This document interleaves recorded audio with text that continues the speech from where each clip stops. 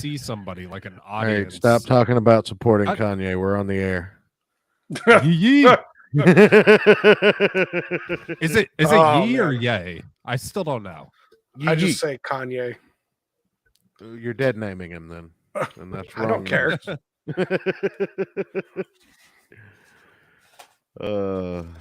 Jesus Christ! How are you guys doing this evening? This spooky evening. I'm doing okay. I just wish what we had been talking about before we went live was actually on live. I felt like that was probably the peak of the show. It was. Right That's that's you how gotta we pay do. for that. Yeah, like you got to be a paying member for that. You don't get that for free. You don't get the good content for free anymore. Shoot, I'm glad you don't have my address, so you can't send me the bill. Oh, let's see here. What's the problem with Rumble? Because the RTMP is having trouble communicating with Rumble's server. That's what it was doing last week. Oh, Elon Musk by Rumble. No, man, just bring Vine back. We can do this in like 10-second intervals. Yeah, basically. Just 10 seconds. Horrible. Just 10 seconds of slurs. Oh, Jesus. I have to put the fucking the FTMP server, the RFTMP server in every time. Now I understand why Ricada hates this shit. Mm-hmm. Almost want to go back to OBS and calling through Skype at that point. No, never again. That was awful. There was always a tech issue that I couldn't deal with. Oh, every time. It was great. So always a tech issue that I couldn't figure the fuck out. Like every episode, it was, what's the tech issue going to be today? It brings me back. Isn't it awful? Remember when if we I still tried... have my StreamYard script that I used? Maybe I should send it to you. You should. Remember when we tried to use, what was that, like digital sound mixer program? Remember one? I can never remember the name of it. Yeah, the Soder knows because I asked him to help me configure it like 900 times. Voice meter? Yeah, voice meter. Yes, voice meter. That program is dog shit. Oh, come on. I'm using it right now. It's great. I'm sorry. It is no OBS, that is for sure. Oh, it was so bad. There we go.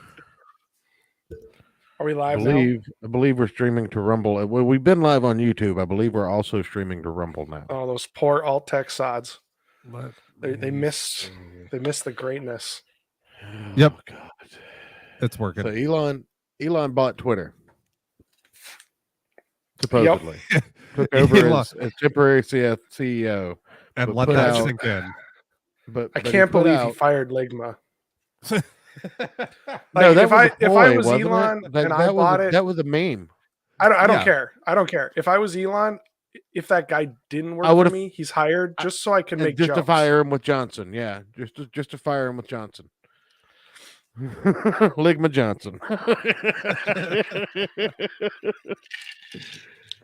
Oh, Jesus. But no, so he made a statement that says all of let me rephrase that. People reported that he was going to unban all the permabanned accounts. And then he said no unbannings would happen until he formed some kind of trust and safety council of his own or some shit.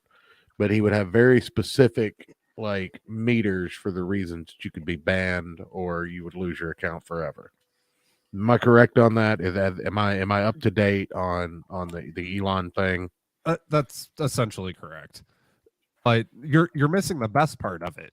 He gets there, he fires the CEO, the CFO, that vagina chick, and locks all of their coders out so Tesla's guys can look at it, and then fires all of the coding people from Twitter.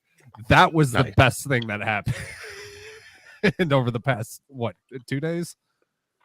Is that right? I think it started Friday, so yes, I haven't kept up today because today has been about the worst drama. Today's Saturday. Which we can talk about that after a few other topics if you guys are up to date on that. I have no idea what you're talking about. I vaguely know what you're talking about, but we can get into it anyways. Soder, do you know who Andy Worski is? Oh, yeah, sort of. Okay. I mean, he's that Have guy you kept who up that with short Andy guy Worski? who streams with PPP now. Not anymore. Not apparently. What? Really? Oh man, See, that match see, it we was can- made in heaven. What happened? We can talk What about battle it. happened in heaven? But anyway, any thoughts on the Elon Twitter thing? I'm gonna be the black pill on this one, boys. I don't think a lot's gonna change. Oh, I totally agree, but it's hilarious either way. I'm just Oh, yeah, here for the chaos. The screaming fit that's happening is amazing, but I literally don't think the general landscape's gonna change that much. Yeah, I'm I here for would the like to chaos see and the less memes. promoted tweets. I would like to see that be a thing because people can't support the far right Nazi Elon Musk buying Twitter. I would love to see that. But not that I want Elon Musk to lose money because I'm anti-capitalist. I just don't want there to be ads on Twitter. It's so fucking annoying and gay.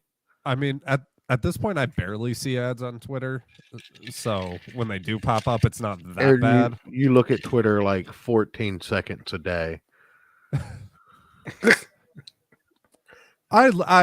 Okay, you might be right. You look But at your still. penis more than you look at Twitter. Well, yeah, it's bigger. No, it isn't. It's bigger than my phone screen by like a half How an big inch. is your four screen? I don't know. How He's big is your talking four ab- screen? He's no, he's talking about width wise, not height wise. That's right, He ladies. lays the height over the width, and you know that's where he gets it from. Yeah, it's like a Coke can. Nobody.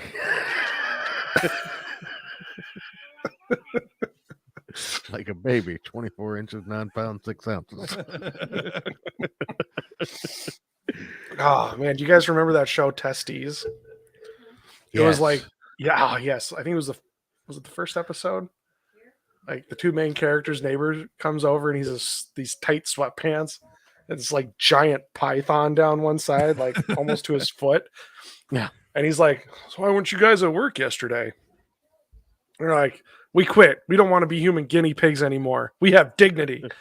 He was like, well, too bad. You missed out on a penis enlargement study. And as you can tell, it works. I can't remember if it was that same episode or later on, but they end up going back because they need money. But their handler meets this guy. I think she knows him through the work there. She wants to know what it's like to get with this giant dong. But so she gets to his place. He starts getting it up, and then he passes out because it's so much blood. he can't stay conscious while they do it. He didn't need to be.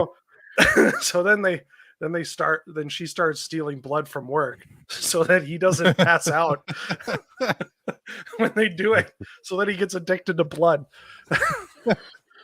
Oh man, I need to go back and watch that show. It's so dumb, but it's the exact thing a guy likes to watch. Oh Jesus, that's fantastic. All right, moving on from testing. I don't know how we got there from Elon Musk, but we did. Congratulations, gentlemen. Less than 10 minutes to start talking about penis size is how we did that. Yeah. Yes. Less than 10 minutes. I think we're speed running this at this point. How fast can we get Church of Failure kicked off of YouTube? We've been trying that for the past couple of weeks. Years. Years, really. Oh wait, maybe this one will work for YouTube. There we go. Yeah, there you go. And we got to start talking like Kanye to get banned off YouTube. Yeah, or we got this one. Racism Oh time, jeez, yeah. or we got this one. I mean, well, that's just known. It is known, Khaleesi. Oh, Comicsgate trademark drama is pretty good right now. I've been keeping up with that. Okay, yeah, catch me up on this because I haven't cared about Comicsgate in like 8 months. Well, it's pretty interesting to me, and I'd like to see how it's handled in a legal sense and under copyright law. But Okay. just follow me for a second on the logic. All right. So, as far as I know, and I could be incorrect on any part of this because I've only seen things secondhand or third hand, but as far as I know, there is currently a lawsuit between Preston Poulter and Isn't that the pegging guy? he's a former guest on the show. I'm not going to comment on that, even though I probably have before, and I probably will if I get a little drunker. But Come on, take a couple shots. I'm working on it. I've broken into the scotch. Let me but basically he is in a lawsuit against a few people that are not Ethan Van Sciver, I don't believe, but a few people who actually like had interest in the copyright for Comicsgate. Okay. And the judge has basically ordered that they produce sales using the copyright. Here's the thing. All of the funds raised with products using that copyright have been crowdfundings. Therefore, they're not selling anything, as Ethan Van Sciver has so patentedly pointed out. The comic's just a bonus. Okay. So I don't think they can produce sales to protect the copyright from Preston Poulter. Now, I might be wrong, but that's the way that I see it, and that's the way I think it's probably going to work out in law. Well, yeah, because when you go on Indiegogo, it even says you're not buying something. Like Right. it's not a store. Mm-hmm. I think I need to look up what it actually says. So, Let's see. Wait, is it copyright or trademark they're doing this as? probably trademark. I use the two interchangeably because I'm not a law. I want to say with trademark, just by existing, you have the trademark. The problem comes in if two people have a go at it, or someone like if someone registers it, okay, but they kind of have a claim to it. But if you can come back to the copyright court, to the trademark office, sorry, and go, hey, look, we've been operating with this trademark before this yokel decided to do it. And bing, bada, boom, loses the trademark. Well, not only that, but you don't have to say before, but you could just claim you're independent of that person and came up with it on your own. Yeah, but someone still has to stop using it then, if it's the same industry.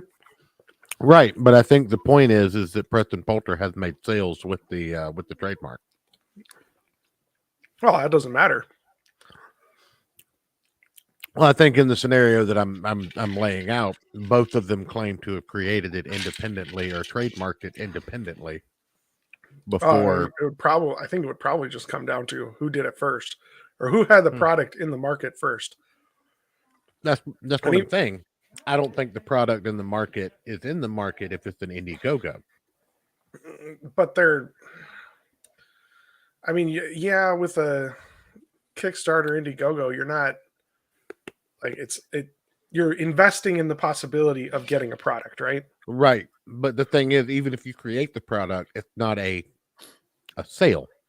You're not using the trademark in a sales capacity. Is the way I would interpret right? it. Like, but the person who did it, who did the Kickstarter, did the Indiegogo. Indiegogo is the business that but the money. The person who runs the Indiegogo campaign, like presumably they're either forming an LLC or some sort of corporation, or they're doing it as just an independent, like doing business as type thing, right? So they are doing business. It's just, they're not like going to mom and pop shops, but they are doing business, and they are doing it with the Comicsgate trademark. Find the actual. But also, I'm not a lie. I'm literally taking this from all that Nick said during the biggest problem in the universe saga. Oh man, I miss Stephen Birch. Let's see. Yeah, I haven't heard from him in a while. That whole panel? My gosh. I miss Keon too, and Josh. Oh man, I'm getting nostalgia now. It must be that time of year.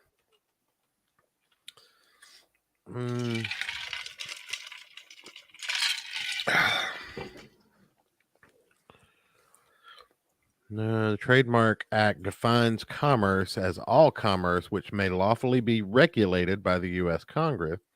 Use in commerce is a bona fide use of mark in the ordinary course of trade. Only a bona fide mark used in the ordinary course of trade will support registration of a mark. Use made merely to reserve a right in a mark does not meet the statutory standards of the bona fide use in ordinary course of trade.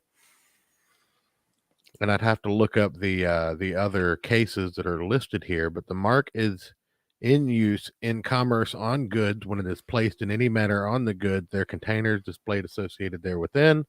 The goods are sold or transported in commerce. So that maybe you get by on transported in commerce, but I don't know. So unless you print Comicsgate on your book, it doesn't count. Well, I think that's the question: is it simply printing it on there, or do you have to actually sell the books rather than give them away for money on the internet in a crowdfund That situation? sounds like selling with extra steps. It does, but the thing is you know that this crap is heavily debated, and I think Preston has better lawyers in this particular situation that'll make a better argument. Well, I'm just theorizing what that argument might sound like, and to me, I would use the statements of Ethan Van Sciver and the statements of Indiegogo saying you're not actually selling anything; people are donating. So here's from Indiegogo. It is important to understand that backing a campaign and claiming a perk are not the same as buying an item online. That's right there in their section of what is crowdfunding. So it would be Indiegogo performing the commerce, and they're not laying a claim to the trademark. I don't know. The way I've always read that is you're not like if you go to Amazon, you buy, I don't know, 1 terabyte SSD. It's not manufactured as soon in a Baldo. It's not manufactured as soon as you hit confirm order. Like it's sitting in a warehouse. It's waiting for someone to purchase it. But with Kickstarter, Indiegogo, crowdfunding, the product doesn't exist yet. The idea is you're raising money, enough money to make it worthwhile to make an item physically. Right? You're selling people your idea. You're like, hey, look, I'd love to do a webcomic. I'd love to do this comic book, but I need $100,000 in order to make a run of comics worthwhile. Right. Like to make the cost cheap enough that for people to put money into it, I need to sell $100,000 worth of them. So how about you guys front me the money, and if everything goes well, you'll have a book at the end of it. So it's not like an Amazon type sale. You're investing in a business. Well, let me. Your stock is the book in Comicsgate. I believe you, and I hear you, and I don't disagree with the thing you're saying. But let me raise my counter argument to that. Sir, you're wrong. No, allow me to retort. The thing about that is you have no commerce protections with Indiegogo. Therefore, you're not signing up to be in commerce. You're not promised to get. If you donate to an Indiegogo and it has, say, flexible funding, right? You with me? Yeah, it's where you don't have to hit the 100K to collect the money. Yeah, and you give the $25 plus shipping to get the book and whatever perks are given with that. Okay. So you're out $40 on average. Then on average.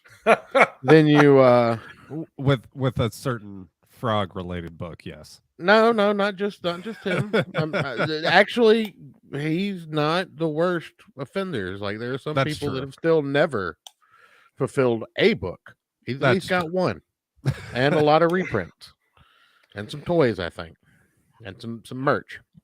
So he's delivered a lot more than some people, but that's fair. you're out $40 for this book, and you're like, okay.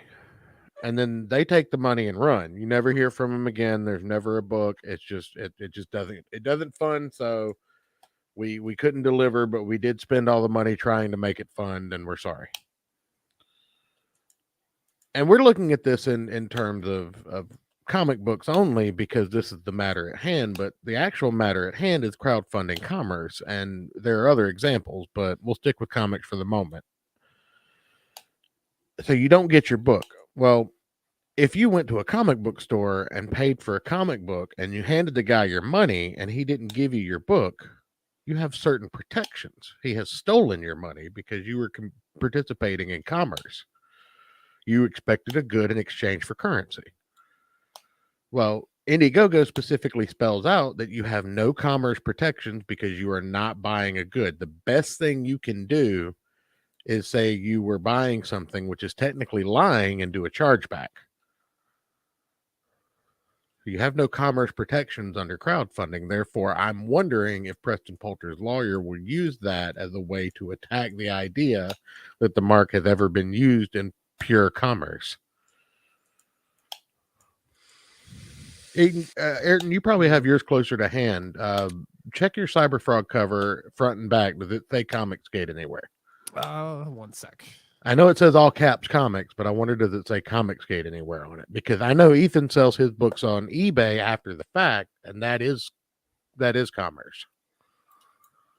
So Ethan would still have a claim to it, but I don't think he's part of this lawsuit. I think maybe our disagreement stems from my definition of commerce is broader. Oh, I don't disagree, but I think that the legal argument could be made that that you're not participating in pure commerce through crowdfunding. Therefore, these people haven't used the mark in commerce. All right, let's see. Well, if they haven't published anything, yeah, back cover just says all caps comics. Yeah. Yeah, nothing on the front. Check the nothing on the inside. Covers. It's the cap. Oh my gosh! See. Oh no, I didn't do that. Oh, I thought I was doing things and I wasn't. Oh, what, that? Yeah. I was just clicking at about the same time. I was like, sweet, I have power. I don't think I can give you those powers. Ayrton has those powers, but I do have those powers. I don't want them. Are you trying to share something on stream? No. Oh. No, I was just pulling up these chat. comics by Conquest. By the way, hello, Liam. It's good to see you, buddy. I was like, oh, sweet. I can highlight comments. Neat. I want to bring up shipping next, but I also, while Ayrton's looking at that, I also want to point out that we take it away from comic books and just make the question about, is crowdfunding commerce or not?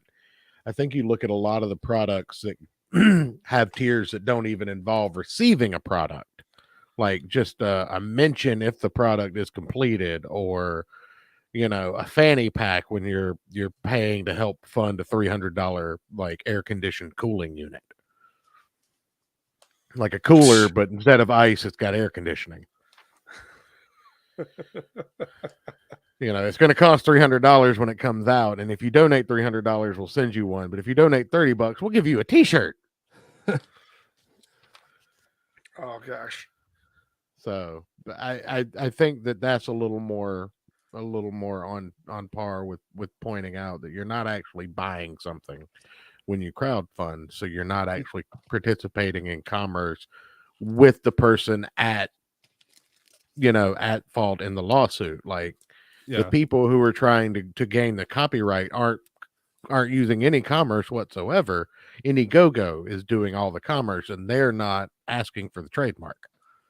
Yeah, and so I even flipped through like his little back pages where he kind of tells his story stuff, and he doesn't even mention Comicsgate in his little like back explanation of what is Cyberfrog and who he is either. So that's actually surprising. I know. I thought for sure he would have mentioned it back there, but maybe it was early enough in his online career.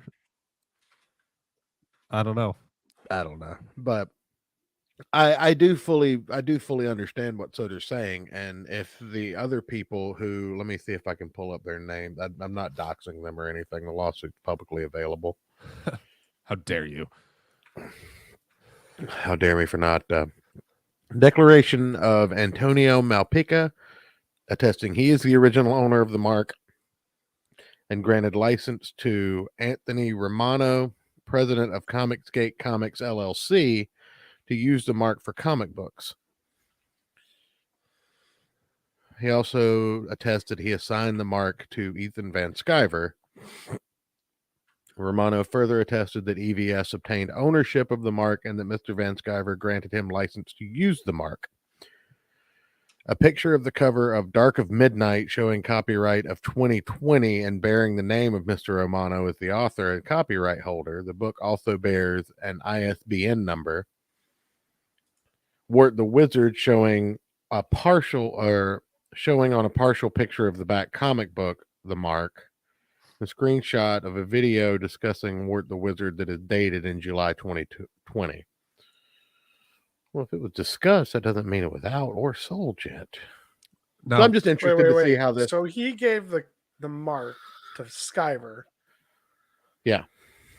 But the people mentioned in the suit are Dark Gift Comics and Antonio Malpica. So what's his lawsuit? Like, I licensed this and the copyright and the owner of it isn't doing anything, so I'm suing someone else? No, I think Preston Poulter's also applied for ownership of the mark. What? But he said he gave it to Skyver. No. That's Antonio Malpica. Oh, okay. So okay, it's too many names. Yeah, I've had too much to drink to keep track of all these people I don't care about. Oh man, I'm just starting. Oh shit! But but we also have a discussion that came up this. Go ahead. I just want to say, can we all agree that trying to trademark a hashtag is gay? Well, it's being used for business purposes. It's got value. I mean, yes, it's gay, but I understand why it's being done. I mean, I'm not saying I don't necessarily understand why he's trying to get money for it, but it's still gay. Now, we also have to discuss shipping. And Ayrton, I don't know if you saw these tweets, but I'll tag you in them if you want to pull them up. All right. Let me get my Twitter up. Let's see, who was it? Let me see if I can just search for it. International shipping. I think I saw some of this discussion, but I didn't care enough to actually stop and look at it. Comic.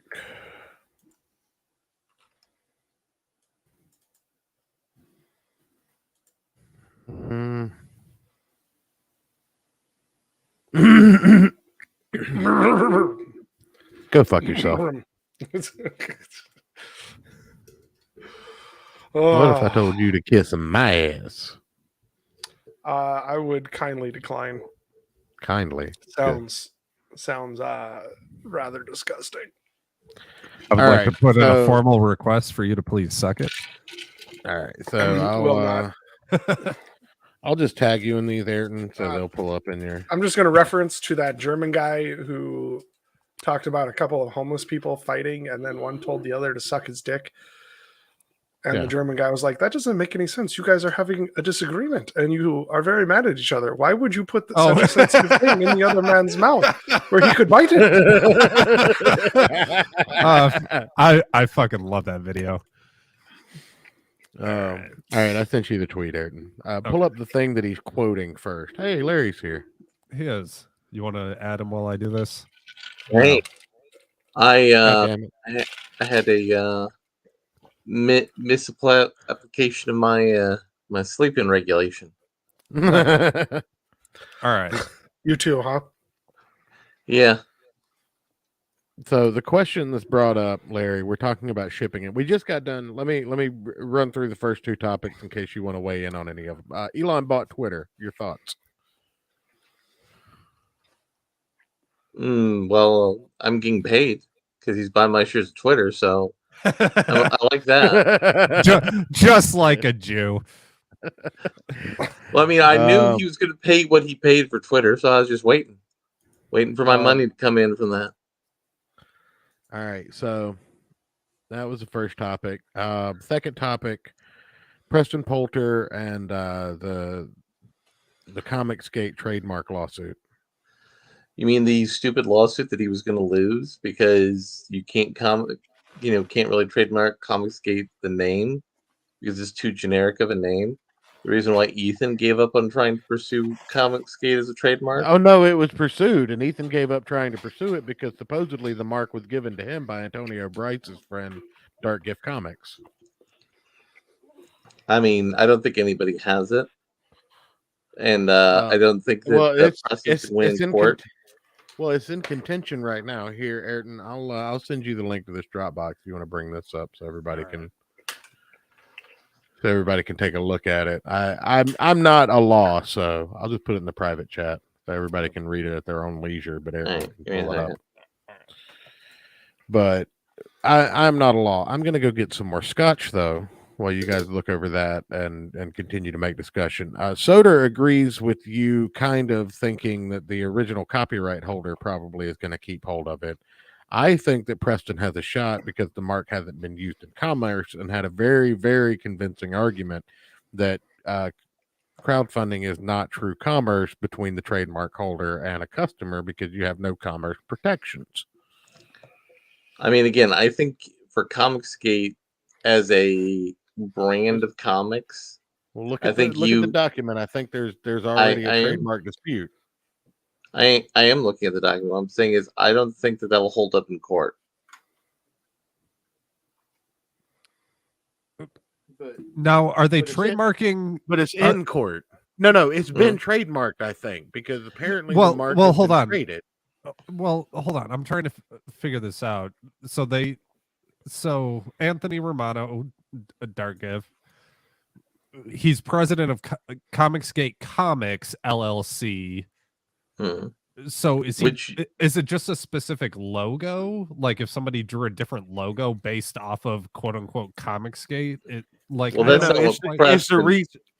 it's the reason you can't make a brand of computer named Sour Apple Computers. Delicious Sour Apple Computers. What about Granny Smith Apple Computers?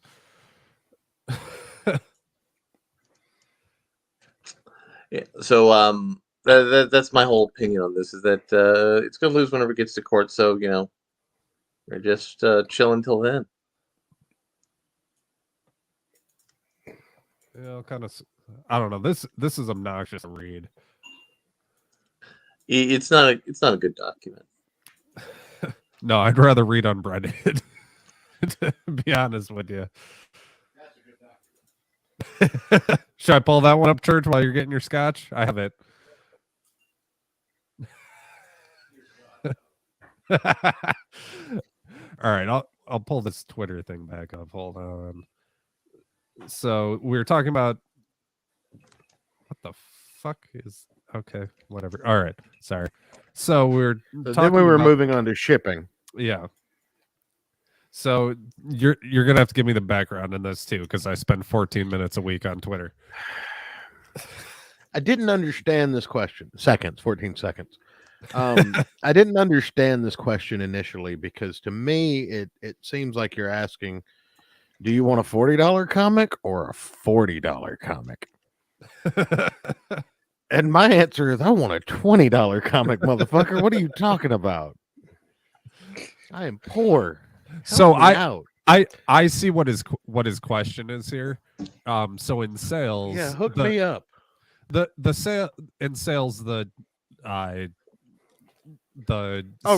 saying is it's not the deal it's not the deal the customer's getting, it's the deal they think they're getting. So that's why he put which looks in quotes, even though it's the same thing. Which one looks better? Which one makes you feel like you're getting a better deal? That's basically what he's saying here. Neither one. Both of them look like I'm paying $40. Yeah, because you are. You are paying $40. But if I could have back when ETH was super expensive, right? When gas was like $100 in US dollars to send someone $10 worth of Ethereum, like that hurts. Like because that $100 of the gas for the transaction, you're not seeing it on the other end, right? You're not. There's no value in there, but you could say I have a $30 comic So at the end of that shipping, or you could say I have a $20 comic that I spent the same amount of shipping on. Like, as a consumer, that's like, oh fuck, I'm spending as much in shipping as I'm spending on the value of this item. That isn't enticing. Tell you what, Church, what I'm going to do is I'm going to make you such a deal. Instead of paying 25 plus 15 shipping and handling, or 30 plus 10 shipping and handling. What if I charge you $40, no shipping and handling? I'm still paying $40, you fuckface. Right. You're intelligent enough to know that, but most people who purchase products aren't. It's the same reason that I paid $1.50 for my dollar comics. When I went to actually, would you pay $1 for a comic and $39 shipping? No. This is that's the question he's asking. This is actually so stupid. It works both ways. Some time ago, Room comes in the fucking sunshine of positivity. Some time ago, in some areas, like limited release, they experimented with, what if we just did away with the idea of tax? We're not going to take away tax. You're still paying it. But we're just going to work it into the price. Yeah, we're going to work it into the price. We're going to give you the price of the object as it actually is. People lost their shit. Not only because some of them thought that what they were paying was they're paying more, and then had to pay tax again, which they didn't, right? But also because some people thought that they were getting shafted, that there wasn't a taxation on top. But where's the tax? I need the tax. So that's actually how it is in selling cigarettes. So in Michigan, where I'm at, for example, $30 before sales tax, which is 6%. $30 of that cost is taxes built into the price. Yeah, and then you still have to pay sales tax on top of that. Right. So yeah, they do that all the time. You also have to pay tax on transporting it. Yeah, everything has taxes built into it. There's a reason they call it a controlled substance. That's why cars are so fucking expensive these days, because they tax every single part at every single point of. That's not why. Well, it's unions too, but no, that's not even why. This is actually comics books related, believe it or not. All right. Because the comic book companies actually got the comic book shops on this sort of dealy-do. Who buys the car from Ford? Well, in Michigan, the dealership. You have to the dealership. You have to be a dealership buys it. No. The dealership buys it. And what does the dealership buy with? Do they buy it with their own money, or do they buy it with the bank's money? They buy it with credit. Yeah. Correct. You know who gives them that credit? The bank. No, the car companies. Oh yeah. Well, the car company bank does, but yes. So it makes Ford more money to make the cars more expensive. Yes. There's that too, but they are every single part is taxed on every single point of production as well, which doesn't help in adding. But by the way, I found something hot and new related to the Elon Musk. I saw that. Twitter. Can you bring that up for the people in the audience? In a sec. Hold on. I don't want people to see our DMs. Well, let's also go back to the quoted tweet and actually have the discussion before we get into. Oh, okay. All right. Because Ayrton is here. This involves Matt. Rune's here. Yeah, this involves Matt Crott. So okay. So why are we still charging $10 to ship a comic? Heartfelt. Mm-hmm. And then later on in the thread, you actually see a discussion about the actual cost of shipping a comic domestically, and why most people are paying either a hidden handling cost or they're paying a tax so that people can get it internationally without paying what it's actually going to cost to ship it internationally. And to me, and no offense to anybody international, I love you, heartfelt, but fuck you and your shipping costs. You chose to live there and not in the great United States of America. Like, that is your problem, not mine, and I'm not paying for it, just like I'm not paying for anything else by choice of yours. You can, but they break down the cost of the Gemini mailers and the postage and all that shit. And it brings up two questions. One, do you think that around $10 is the absolute maximum that should be spent to ship a comic domestically? And is that acceptable to you? And two, do you think that all the extras being shipped with comic books are part of the problem in raising shipping? So I think it depends on where you are in your economy of scale. If like you're new, it's your first time doing the process, you might charge a little bit more. But once you're an old hat like Matt is, you do it for $5 because you got a system, got that system down.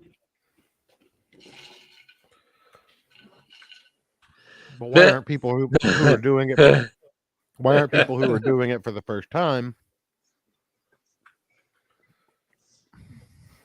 Why aren't people who are doing it for the first time reaching out to people who have this experience and starting from from the actual? I mean, new church, because it's easy. Church. It's just, you just get a bunch of comics delivered to your house and on a pallet, and then you put them in an envelope, and then you ship it off. It's that simple. There's no other steps. You know what's funny, by the way? I got 2 comics from crowdfunding this week. So this is a relevant argument, but again, Church, you know better. You know better this argument because it was more expensive for you to start printing out T-shirts when you first started doing T-shirt printing professionally, right? Because it took you longer to do it because you didn't know how. No. Really? So you didn't become better with it, with repetition? I became better with experiences and new ways to do things. However, I asked someone who knew how to do it before I started doing it. Like I didn't start from nothing and fuck up the first 10 times. I started with a general knowledge of how to do it on my own before I ever did it on my own. But again, does that? But again, lots of people when they start doing a thing aren't good at it initially, even if they were told how. Oh yeah, I don't identify with that. A lot of people aren't even competent. Yeah, I definitely don't. I'm not like a braggart or somebody that toots my own horn, but if I'm going to do something, I'm going to be the goddamn best at it. Like that's how I go into anything that I do. Like I'm gonna, even if I'm wrong, I have a hard time operating under the assumption that I'm wrong. Anyway, we missed these. We are talking. Back Kakashi Murder Dolls. We're at the printer. That's from Conquest Comics, and also fuck you. I'm international. Which well, you should I said be here in the heartfelt. US. I loved you. But the thing is like I think the international shipping problem is a problem that needs to be addressed at the international level and not something that needs to constantly like. I mean, there's a better way. Nowhere else charges me more for shipping so that they can ship cheaper internationally. Everyone else just ships internationally at the cost it's going to ship. I just ordered some shit from China. It cost me almost as much to ship it to myself as it cost to buy it.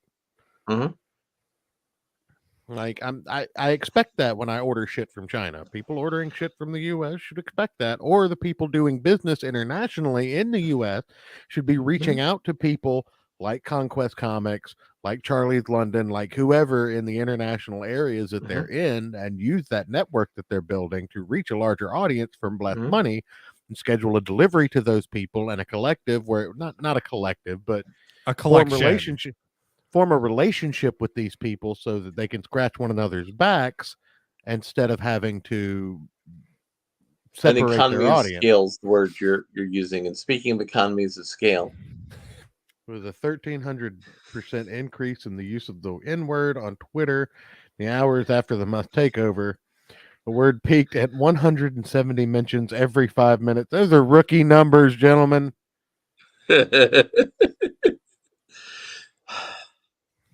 I mean, Ayrton, how many of those? What happened?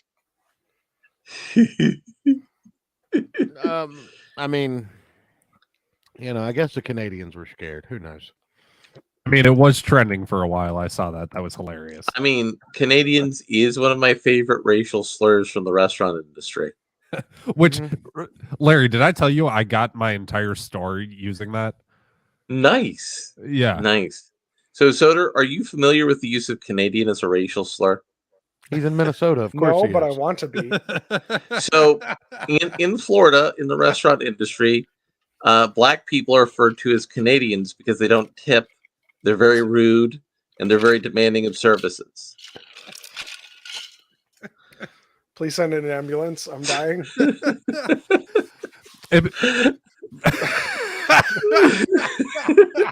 I have to search to the Canadian people I know? Do I have to just say, "Hey, C word"? Like,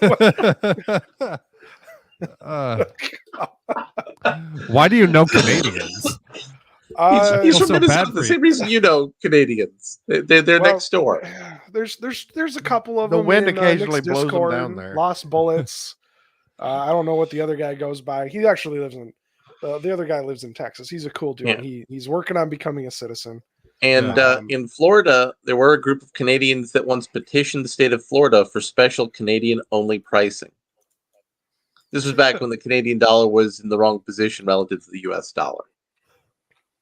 But what most people didn't know until they learned the facts of the issue is they actually would come down to Florida with empty suitcases and buy food and other things and slip them in their suitcases and take them in and not pay taxes. Again, this was also pre-NAFTA.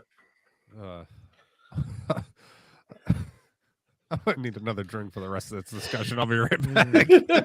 I tried to help other people, but rather than getting on board, they just kind of copied me poorly, so we can't get it better. Well, I mean, and that's the problem. Like, and if not you, really, I'm thinking about, because shipping to the U.S., there are ways to do it fairly cheap.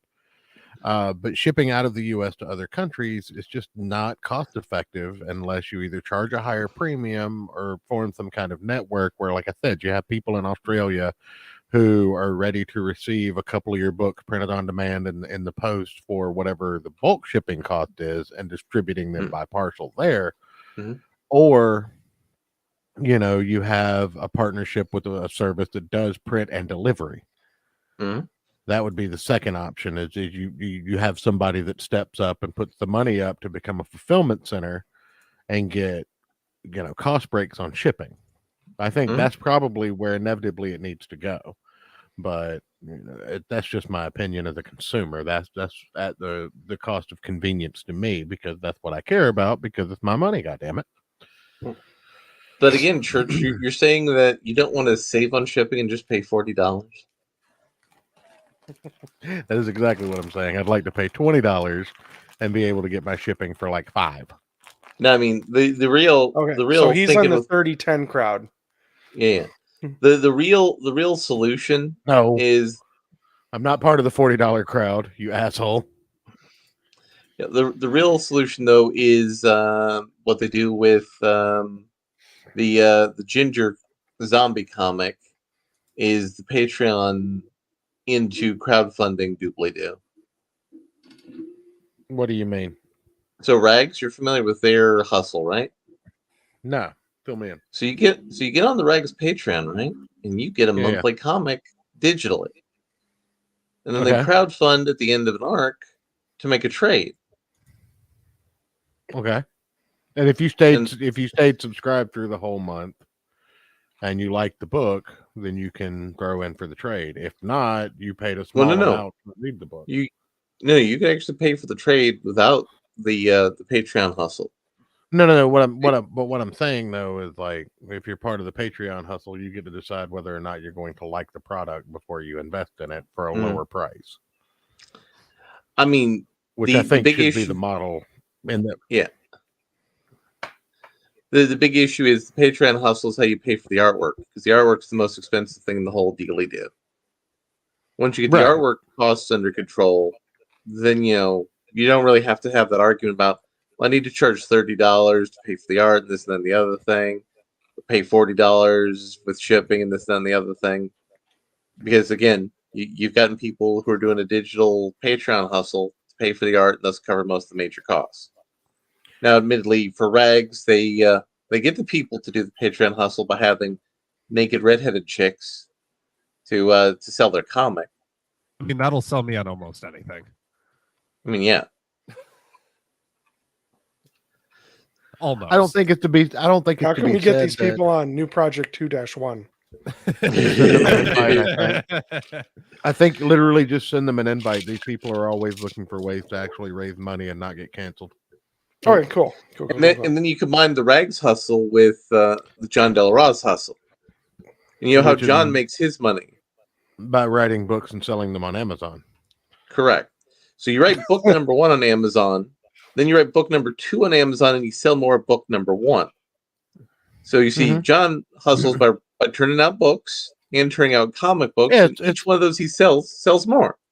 And the thing is it's the R.L. Stein method. And it works. Yeah. It's a tried and true method. And if John wasn't living in California, he could do the comic book hustle full time. Well, here's the thing I think is John Del Rose is probably one of the smartest guys in the indie comics industry right now, because I think he picked up on, and this is not a slight to John Del Rose. I think he's a talented human being, and I have nothing against anything he's ever produced. But I think he's mastered the R.L. Stein method of it doesn't have to be a Rembrandt every time. It just has to be good enough to keep them wanting the next one. Well, as I've said, not to use the R.L. Stein quote, because that is a good reference, though I don't remember how good R.L. Stein was, because it's been like forever since I read those books. R.L. Stein was entertaining enough to, entice middle schoolers. So that's what he did. That's I'm sure hard. Well, and that's what I'm saying. I don't think he couldn't have enticed adults, but I think he made a lot more money churning out a book every 3 months for middle schoolers and sold a lot more books to a lot more school libraries and a lot more parents around Christmas time. Mm-hmm. But than he would have writing for a more complex audience without in the old days, more time and skill. Yeah, in the old days when there were like 2 or 3 bookstores in your local mall, there used to be a lot of people who made a living writing books. They were really top tier people.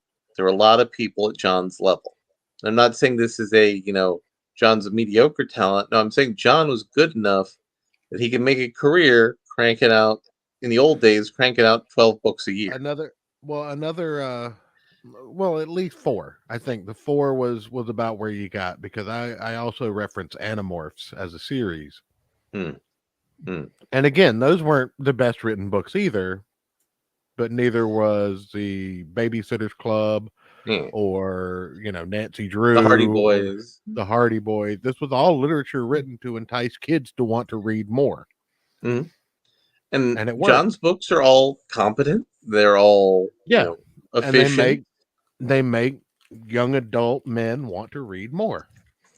And what John has done with his comic books is he's gone to a 50s to 60s style of artwork, which he knows people in the pipeline he can get that artwork price point at, versus what a lot of the guys in the comic skate scene do and go for like 90s to early 2000s inspired artwork, which is a little bit more expensive and more hyper detailed, and they're trying to outdo the 90s and 2000s rather than just pull a Liefeld and get a fucking book out.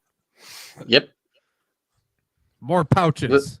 Disproportionate feet. Come on. I got a little bit of extra time to work on this. How many more pouches can I get in here?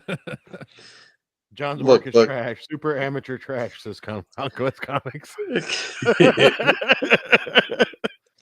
We didn't say it. We have a chat, and the chat is always right, from what I've been told. I'm saying we should probably end the video with the classic Stan Lee making fun of Rob Liefeld and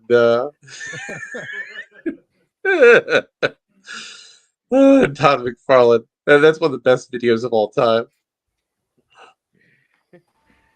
These whippersnappers. Or hold up, you watch that Superman? You watched that video, right, Church? Probably. We watched it on the show before. Church. Yeah, we watched this on the show. I drink a lot, guys. Where Rob and Todd were creating a character, and Stan was taking all of the piss out of the character. He's like, "This is awful. What are you putting on there? Why do you have so many pouches? What's wrong with their feet?" I've not seen this. You'll have to bring it back up. You 1,000%. Wait a minute. Are you guys Rob literally maybe me and 3 scotches. Are you guys talking about that video where Todd McFarlane is drawing like the thing, and Stan is like, "You can't make the feet bigger than the head"? No, not the thing, but he's drawing a character that later becomes a character in, I think, the Spawn comic. Okay, but still, like Stan is criticizing it for not being proportional. Yeah, yeah, it's Not hilarious. just that. He's also making fun of it being ultra violent. How the costume looks impractical, so he's always in the costume, so he's not an actual person. He's just a thing. It's a murder thing. Well, we'll have to bring that up again because I don't remember it. Me and Three Scotches probably remembers it, but we're not there yet. I'll find it and get it ready. But I wanted to bring up the shipping in CG because one of the things that has always kind of turned me off about Comicsgate is I thought that in the beginning we were paying $25 plus shipping for a comic book so that we could eventually get down to like a $10 to $20 comic with less shipping because you figured out what you were doing. Nobody's improved on the model. It's gotten old, it's gotten expensive, people's wallets are running out. And God damn it, Rune's having a hard time tonight. Really is. Yes. But I feel like it's just gotten old for a lot of people that don't have bottomless bank accounts. You really have to pick and choose what you want to buy. You most of the time you fall off into factions or little cliques or little corners because there's one guy you really want to follow, or there's one story you really want to follow, or one thing you want to get for a specific property, and you can't afford much else. So maybe you follow one or two creators and you get the stuff they make, and that's all you get. And I don't think that that's the movement using itself to its full potential. So that was just kind of where I ended up when I contemplated the whole shipping argument and the fact that it was a topic yesterday. But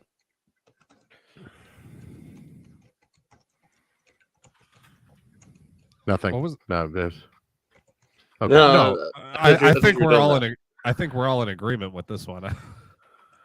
It's just, like you said, I understand the idea of looking at something and going, okay, well, it's $25 and then $15 shipping, but the thing's only worth $25. No, it's worth $40 because you paid fucking $15 to get it to you. Obviously, to you, it was worth $40 fucking dollars. Yeah. And people need to be smarter than that. And I don't like the thought that creators are spending their time not being creative, but contemplating these sales tactics. Like it just sell it for what you think it's worth, and whatever shipping turns out to be. People will buy it if they think it's worth it. People that see $15 shipping and they're like, well, this is a $25 comic, but it's not a $40 comic. They're not going to buy it when they see $15 shipping either. It's a stupid question to me. No, I don't understand why I have to defend this. I get what you're saying, but a lot of people aren't going to look at it that way. You don't think even if they don't look at it that way, they're going to be like, oh, comic 25. I got $25 to spend. If they don't have 30 and they see $15 shipping, they're going to cancel the transaction. People live like that. Yeah. They bought their food for the week. They put gas in their car. They're getting paid in 2 days, and they've got $25 in their bank account. And they see a comic book, and they're half drunk, and they're like, I'm going to make an impulse buy and buy this comic book and just eat ramen if I have to for the rest of the week because I really want this comic. Oh shit, it's $15 shipping. Well, I can't afford $40 for a comic book right now. I can afford $25 literally right now, but maybe I won't be able to next week because I'm going to have to replace a tire. That's what I'm talking about. Like people live like that. It's not people walking around because they crowdfunded their last book for $90-something thousand and they still have 10 grand in their bank account saying, oh, well, Well, that's another part what of the looks hustle. better is a sale. Well, that's another part of the hustle is you use that 10 grand, produce the book so you don't have to crowdfund as much money. So then you go, hey, free shipping. Maybe. Also, what if you're doing like this? You say, listen, I'm going to be going on Ethan Van Frog Guy's show, so I'm going to give everybody who buys while I'm on Ethan Van Frog Guy's show free shipping. It's my special for Ethan's audience. You can do those things. What if I'm going like a Nick Rekieta show, right? And there's a special cover image of the character drawn in blackface, a la Nick Rekieta. That is only available during that show. Yeah, these are all sales tactics, but that's not what I'm talking about. What I'm Or talking no, about. what I'm saying is that's a better way to be than we're gonna say it's $20 with $20 shipping. Yeah. But anyway, I thought it was interesting. It made me think for a while, and I don't like that, so I figured I'd do it to all of you. Well, that's okay. Well, I accept that as thanks for the punishment heads for my. up. I accept that as punishment for oversleeping, because I deserve that for oversleeping. Conquest Comics. Again, if you don't know who Conquest Comics is, that's Liam Gray. Go check him out. Yeah. And he says, I want to get all costs down. If I could get consistently 500 backers, I could start lowering prices, but I'm unable to draw enough backers consistently. Then yeah, that's fair. I get it. I'm not saying that everybody's responsible for this, but I'm saying when your campaigns, I'm really talking about the guys that are making 6 figures, 5 figures on their campaigns that are doing nothing different to make that cost lower or using that money to reinvest into the next comic, at least visibly. And it shows because again, we're still paying $25, $30 for a trade paperback that's created by an indie creator. You know, it's not a tried and true character like Wolverine that's going to still be an interesting character when you want to get rid of the book for $10 later on. I mean, hold up. So the store can resell it for $15. Hold up. Is Wolverine really worth $25 a book right now? No. Allow me to retort. Okay, even as the right resident now, Wolverine fan, no. You're not wrong, but hear me out. The production of the book, the transport of the book, the handling of the book, the shelving of the book, the purchase of the book, and the taxes on the book actually make it a lot closer to being worth $25, which by the economy of scale, which is what Larry was talking about earlier, that means these indie books really shouldn't be $40 because you've already paid for the shipping on a Wolverine comic book when you buy it for $25. That's now let me also further retort. Let me okay, go ahead. I just wanted to shout out the people watching on Rumble and let anybody know if they want it, if they do start chatting over there. I am watching it, even though we can't pull it up on StreamYards because StreamYard sucks. Anyways, we got a few people over there. Oh, cool. Thanks, Rumble people. That racism time where I was explaining about the racist connotation of Canadians, that was for you. Yes. Yeah. Because isn't Rumble a company based in Canada? Are they? Yes, but from what I understand, they're moving to the United States. Hell yeah. Sarasota, Florida, I believe. Yeah. Oh, yeah. Viva Fry's doing stuff for them. Yeah. In Florida. He's become a Florida man. Yeah. So yeah. I need. So you're saying I need to track Viva down because he lives near my town, apparently. That's pretty awesome. But let me further retort, Church. Now let's say that he sucks. Tom King's writing a comic book, right? And Tom King is going to be doing a movie Batman adaptation. comic book. Where Batman shows his penis and gets married again because those are great. And eats out Batgirl's pussy on a rooftop. Hold up. Oh, Jesus Christ. But hold up. Let's just say, though. Who doesn't like eating pussy? Hold up. Let's just say this Tom King comic book, right? It's going to be turned into a movie. It's like it's already locked down. Yeah. And then Tom King's like put into the stores. Which is going to be more valuable? That Tom King comic book? Or just, a comic book where Batman's punching villains and solving crimes and doing Batman stuff, which is more valuable. Depends what characters are introduced in these books. There are a lot of variables that go into this, Larry. We don't have time for this conversation. Right. For the sake of argument, I'll say the Tom King movie one. Yeah, exactly. So even Batman's not worth money anymore. No. That's how depressing comics is. The thing is the average cost of a 60 to 80 page trade paperback is about $20, $25 in America. The average price of a comic book right now is what, about $5 still? $5-6? Something like that, yeah. Okay, so occasionally with double issues that cost fucking $10 now. or last time I bought some, which might be up to 12. It's ridiculous. But the thing is like the shipping's already been paid on those books, and you're still talking about $10 for a single issue in some indie books. I mean, there was the what was it, $11 for 4 books shipped or some shit, Ayrton, that we got that one time from Sucker Punch. Something like that. Yeah, I mean, that was amazing. That was a great deal. Yeah. But you don't see that a lot. And the stuff that was charged close to that, we haven't seen. You know, I backed a bunch of campaigns that went by my ideology, and they just couldn't raise enough money. And I don't hold it against them that I didn't get anything, because going back to an early argument, I was not participating in commerce.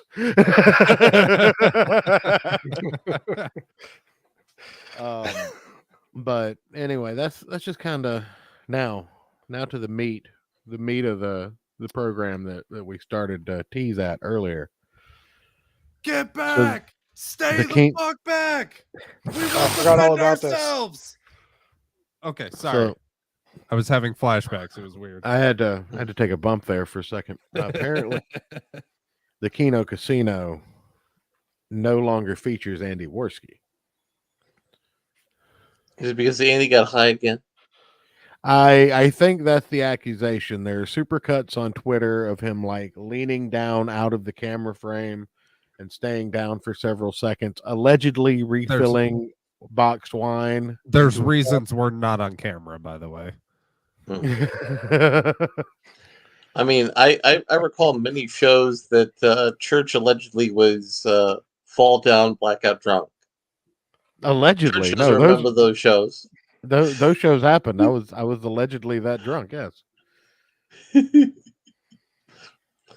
But anyway, the thing is like Worski was not on the most recent Kino Casino. He has not been active on Twitter. His Comfy and the Kino or is it the Kino Casino or the PPP? 2 of the 3 Worski PPP Kino Casino accounts on Comfy are gone.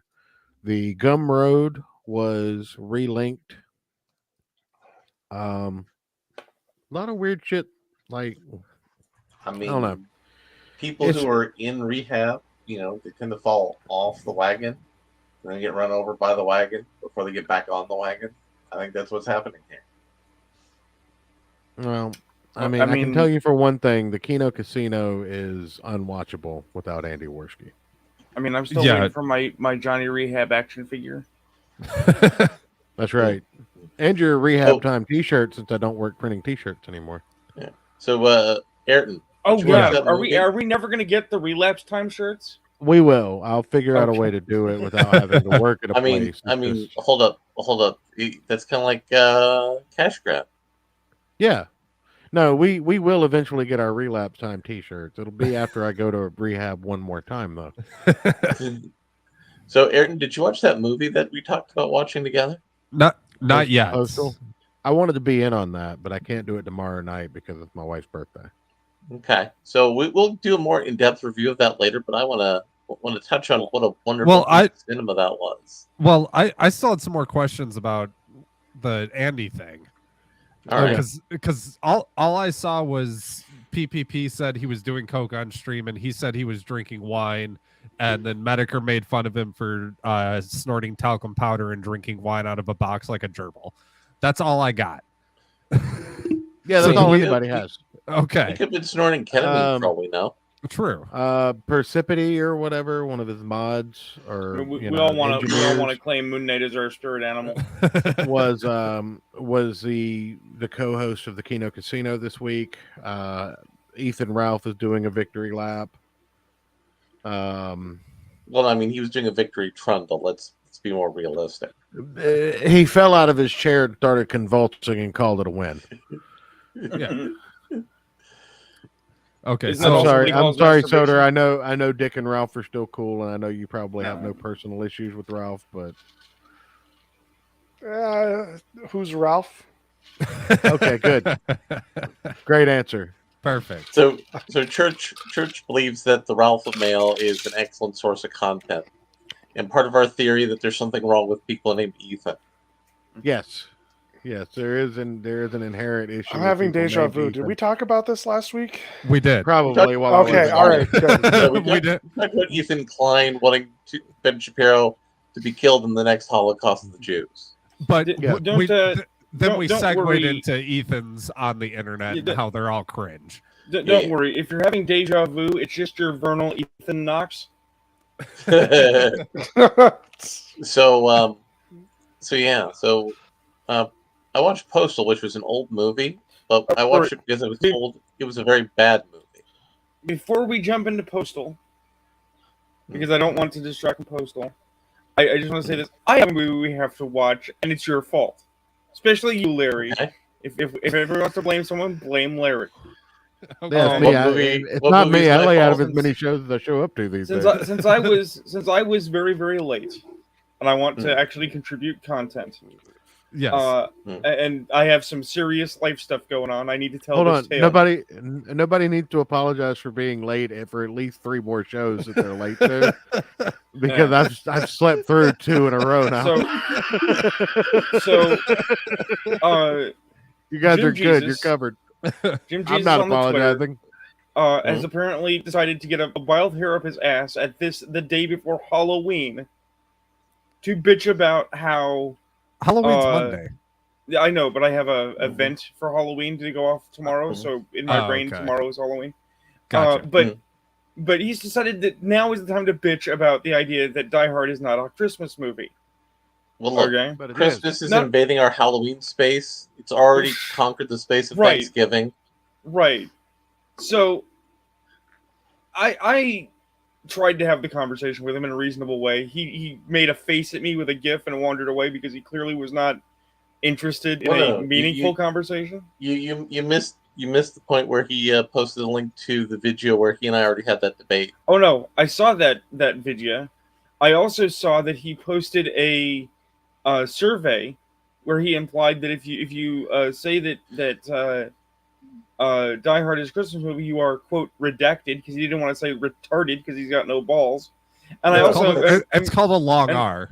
And I am deeply amused that option still has 75% success rate compared to the not Christmas movie crowd. But that's not the point. Okay?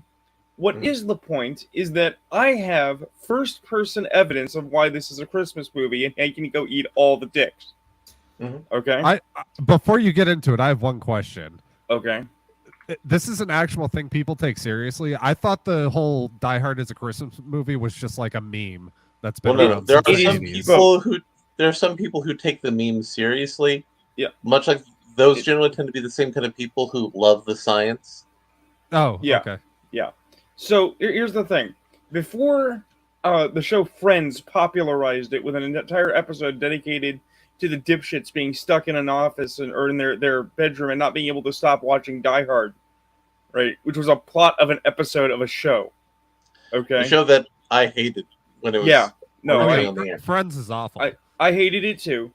My mom referred to action films as good-looking men getting shot at because she was married, but she wasn't dead. Okay. And my father was a Christmas guy. All right. So on the build up to Christmas, we would watch The Grinch, live action and animated. We would watch Rudolph the Red-Nosed Reindeer, Frosty the Snowman, all of the things. God, everything. I had such a different childhood than you. All year, every year, like the week buildup, just the compulsive. I gotta watch Christmas stuff was awful. Mine and my dad's Christmas content we watch is The Three Stooges and James Bond. We apparently scared off Soder. It could be the bad internet connection. So that's the thing is that Mom and I started watching Die Hard, Lethal Weapon, and the Batman films, the first, the second, number 2 specifically, in protest.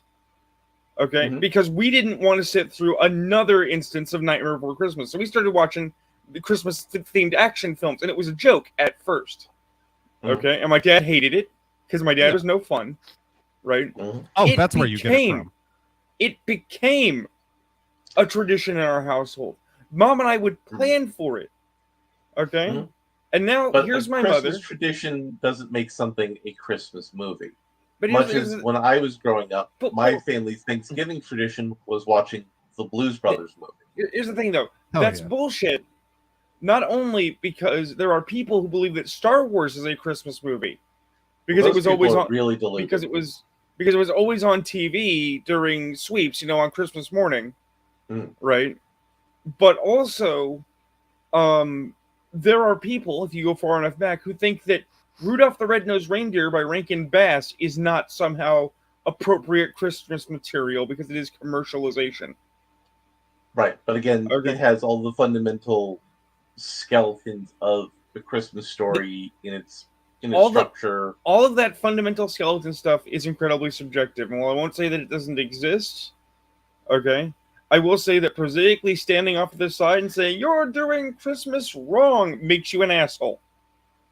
Not you specifically, but the people doing it. Yeah. Because the thing is that something can become appropriate to the season for people who care, for people who have a reason to do so. Mhm. And then he, as I said, he didn't want to engage, so he didn't address the points that I brought up. That when you actually look at the beats of Die Hard, right? It is a film about a man who has lost his faith. He has lost the Christmas spirit, rediscovering it, reconnecting with his wife, and going home to be with his children on Christmas Eve. And the redemption of a cop. It's not really that he lost the Christmas spirit, but here's the bigger problem with your argument. Die Hard was originally supposed to be released in August. And it just got bumped to the Christmas season by a fluke or two. I mean, that can happen.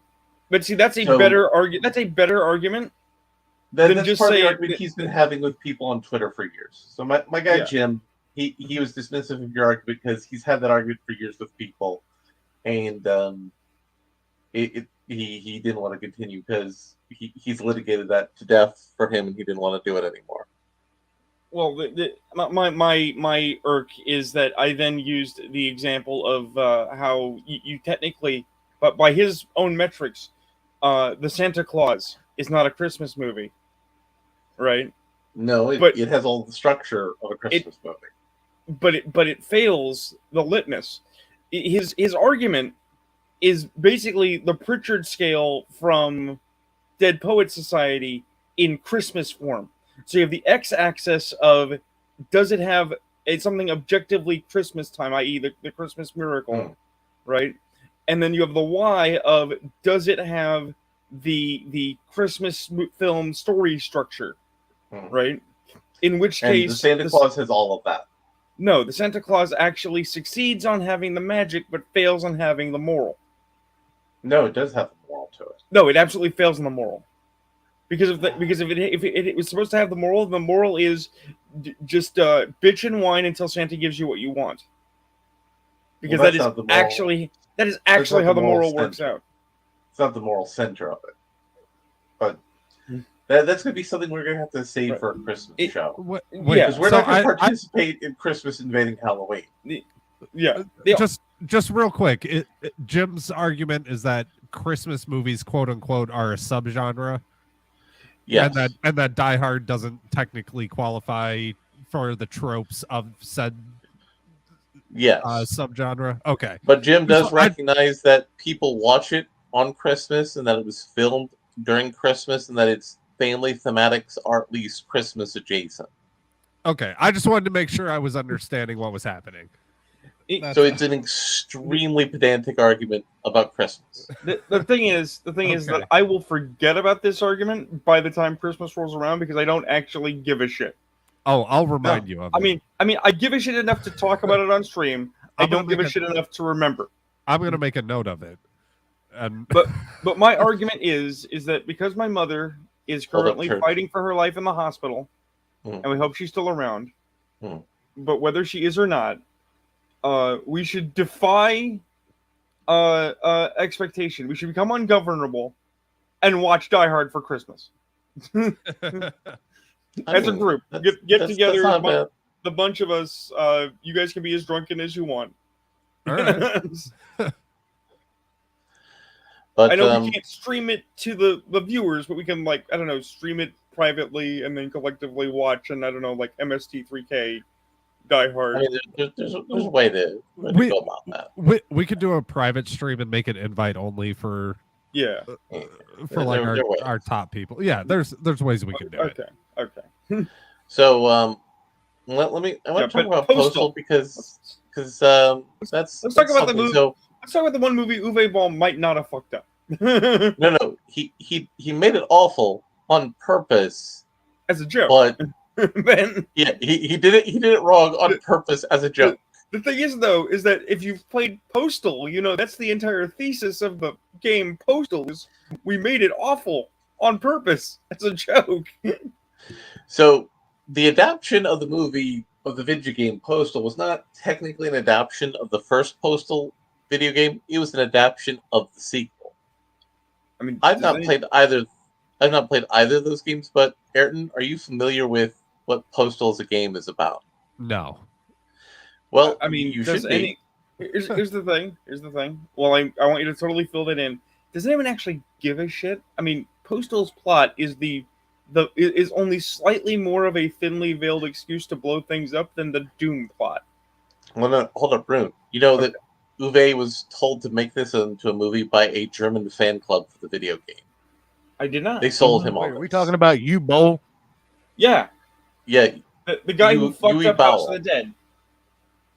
And I misspelled his name. No, Some days, I always you know, call him thinking you, Powell Bowl. is better. Yeah. Right, we're talking So- about the German guy who defecates onto screen and somehow makes thousands of dollars at it.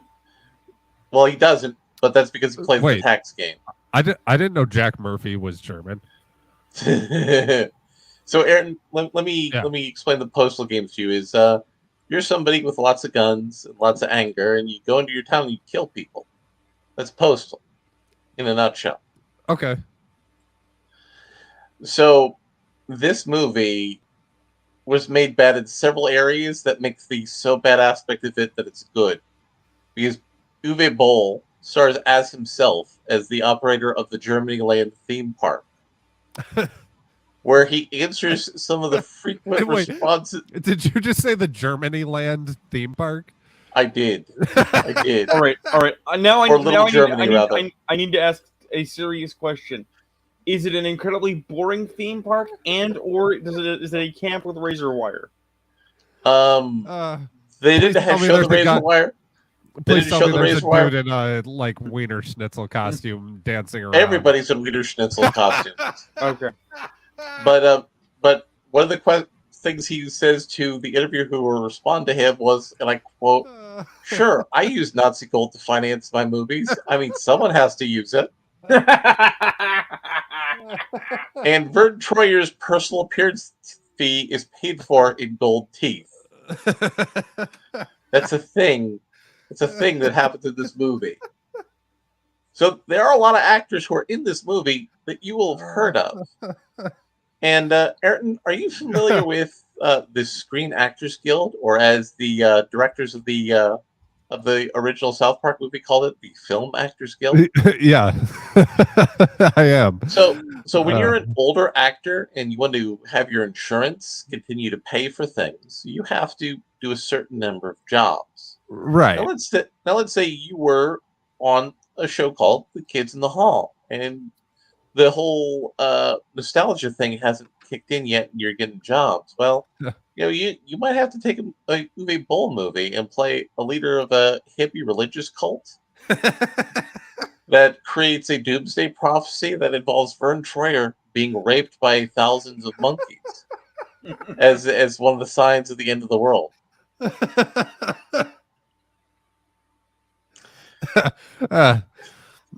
Are we sure Sam Hyde didn't write this movie? You should stop. Oh. Ayrton can only get so erect. Oh no! He can get more erect than that, because what if I told you this movie has what's the name of the actor who plays J. Jonah Jameson in the Spider-Man movies? Oh, God, that guy. Okay, yeah. I don't remember his name, but I know. Simmons, J.K. Simmons. What if I told you he was playing a crazy guy ranting conspiracy theories on a street corner? So he's just playing J. Jonah Jameson in another reality? No, he's playing Alex Jones in a J. Jonah Jameson suit in another reality. Who is J. Jonah Jameson in another reality? Oh no, J. Jonah Jameson has some journalistic standards in the comic. No. Okay. Look, in 616, you have J. Jonah Jameson. Then you have the cinematic universe J. Jonah Jameson. You have the Sony J. Jonah Jameson. We must therefore assume that on the sliding scale of the probability curve of multiversal theory, there is somewhere a J. Jonah Jameson that is Alex Jones, a J. Jonah Jameson that is wait. Have you been Bill listening O'Reilly, to? Have you been listening to Chris Chan's and a J. Jonah prophecies about the Jameson? dimensional merge? I have not. And that somewhere there is a J. Jonah Jameson that is Stephen Colbert. And that means that there must therefore be a J. Jonah Jameson who is a crazy man screaming into the street about how he wants pictures of Spider-Man and no one will listen to him. And one of the conspiracy theories he rants about is that Osama bin Laden is actually an actor and not a real terrorist leader. Oh, I could get down which with is a that. plot point of the movie. Does he hold up a picture of Ben Kingsley while he does it?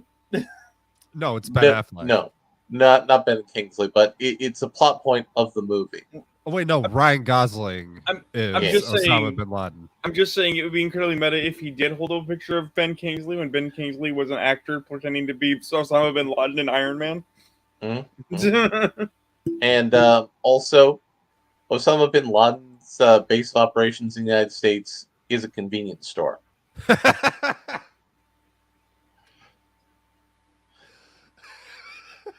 Mother of God. And the protagonist team breaks into Germany land as part of the plot, dressing as Hitler. And by Hitler, I mean they take their normal hippie costumes, they put a Nazi armband on, and they put a Hitler mustache on, including I'm sure they were porn stars, female actresses who are cast to act in this movie. That's almost as good as in Attack of the Killer Tomatoes, where the one black guy on the team who is a disguise expert disguises himself as Adolf Hitler, and everyone just goes along with it. Can one of you put up a lewd content warning? Because I'm going to reveal one other element of this movie to fully give our audience a picture. I mean, we also haven't had our ticker yet telling us about how Ethan Ralph has done something awful. And we did have a racism. We had that earlier.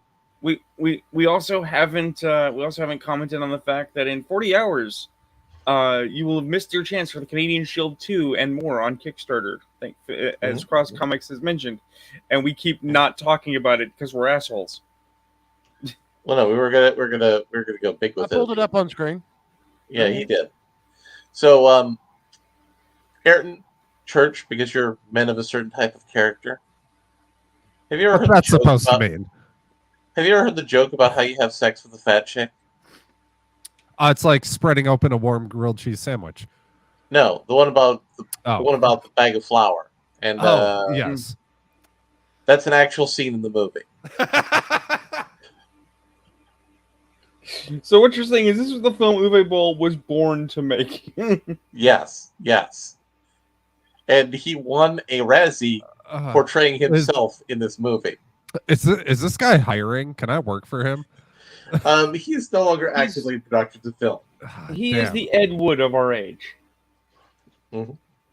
And the creator of the Postal video games, stars as himself in the movie, and is one element of a gun battle that occurs in Germany land. And he says, "Uwe Boll, you've ruined my video game." And that's the movie. Also, there's a gay black police officer who we later find out is bi, who has a lover who's handicapped, and he pimps out his handicapped lover to be a homeless person begging for money. That's a thing that happens in the movie.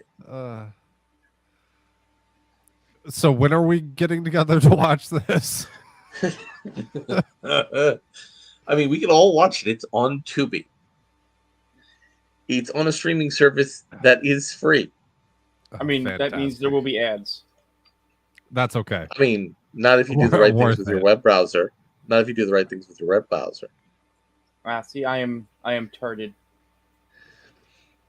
So yeah, that's a movie.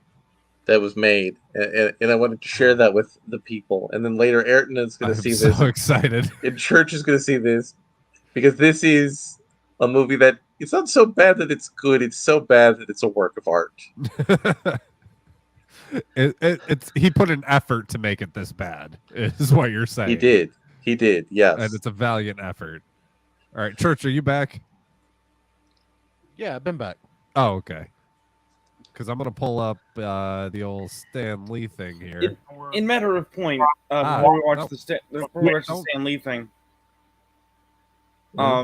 in the same way that we have a list of comics, we should probably make a list of films, and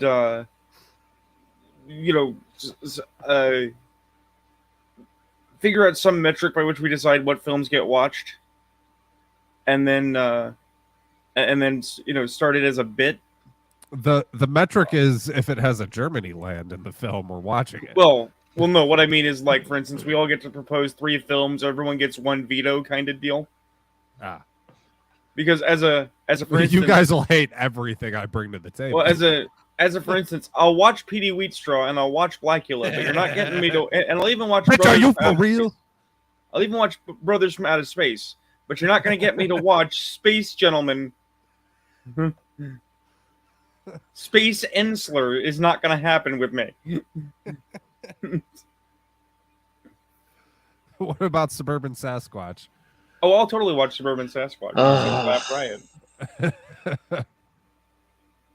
All right. Anyways, you guys ready to watch Stan Lee talk shit at Todd McFarlane and Rob Liefeld, both of them, and Rob Liefeld? We'll try to explain our thinking on how we're coming across and why we're doing overkill the way you can it is. think and draw at the same time. Yeah, especially if it's going to be overkill. His equipment's got to be overkill as well. Oh, it's heck yeah. Always remember, he's tough. Overkill always had shit design. Along those lines, he's got the biggest shoulder pads ever existed. It's like I figured he would. Okay, I'm gonna give him some big knee pads here, because a guy like him that's got some armor and got some guns and Has stuff to have like that knee pads. is gonna. Boy, he looks grim, doesn't he? Kids, the kids like the dark, moody stuff. I mean, they seem you know, to. I mean, But I have a question I've been wanting to ask you guys. How long does it take these people to get dressed? These kind of characters. Who says they undress? I mean, there's something they have to get out quickly to save the world, but it takes them an hour and a half to get into all of this stuff. That's if right. They work fast. That's right. Getting into the costume is like going to the bathroom in comic book. You never show it, but you assume that Superman and Batman and Spider-Man actually. How many Batman films have they shown Batman getting in the suit? Do you? No. All of them. How many Iron But Man you do show films very have often shown them you show Iron people Man getting in the dressed, suit? especially women. I seem to recall that now. Yeah, and no. then. Okay, You draw listen. hands? Are you into hands? Oh really? yeah, I'm the best. You do hands? But why don't we give them here wires coming out here, coming down? Up. They the love kids, that The kids stuff. love wiring. The wires yeah, that he'll they do. trip over. Why don't we- when he Oh, runs. yeah. You draw good wires. Oh. Does he have a double identity? Is he really a meek Who, accountant in real life? who else could he be besides Overkill? Well, I mean, when he takes off all these clothes, is he a I don't. 97 Do you pound see him weakling? taking rough fist? Okay. Okay. His thumb. He would have 3 different cannons that Different, are okay. facing you for the large kapui. So right here, they could be like missile launchers or whatever, but he's gonna have those right over here. What And makes this you guy's make those alive, too. value judgments? Why only 3? He's got 4 knuckles. 'Cause- The reader's and then crazy. this- Why does he have more on that side than that side? No. For the sake of our unseen viewers, is this really the type of thought process that you guys go through when you Yes. create characters? Except for we have more than 20 minutes. This is probably longer than you usually We do. take. Well, I think I've got to say seriously, which isn't easy for me to do, but I think it's very impressive that in a matter of 20 minutes, you guys could come up with something like this. I mean, bad as it is, it's still impressive that you were able to do it this quickly. Well, Yeah, that's a cool logo. That Rob, is really didn't you cool. promise that you would draw and we would do the talking? And I'm when sorry, you I'm grow sorry. up a little more, we'll Okay, let you in there all with the right, grown-ups. when you were creating characters, Stan, what was the process back then? I mean, because Rob and I right now, we do our own writing and our own drawing. We don't collaborate with anybody anymore. So That's the problem, and I've been meaning to talk to you guys about that. He is one grim-looking guy. There's no way this man can move. He's got to have a power to defy gravity, I would say, just looking at He's him. a tank. I mean, what do you think? Now, the funniest thing would be if you say that these are jets and he's the fastest man alive. That and the way you have him, we've got to justify all of this paraphernalia somehow. okay, I don't know that you're really doing my character right. That's all right, I guess, for Yeah. such a beginners. I Overkill him. just want you to. We have a minute Oh, and a with half the or so. foot. I want to tighten those feet. Okay. All right, guys? Give him an ankle bone here, an ankle bone here. You mean that thing that Rob can't draw? I think it takes you longer to sign your name than Heck draw yeah. a picture. You know? It is. I'm gonna step out, okay? Incidentally, you guys have ruined us. We've decided to give up comics and we're going into showbiz. And then they did. I need to step out. That was the only thing Rob said after Stanley told him to shut the fuck up.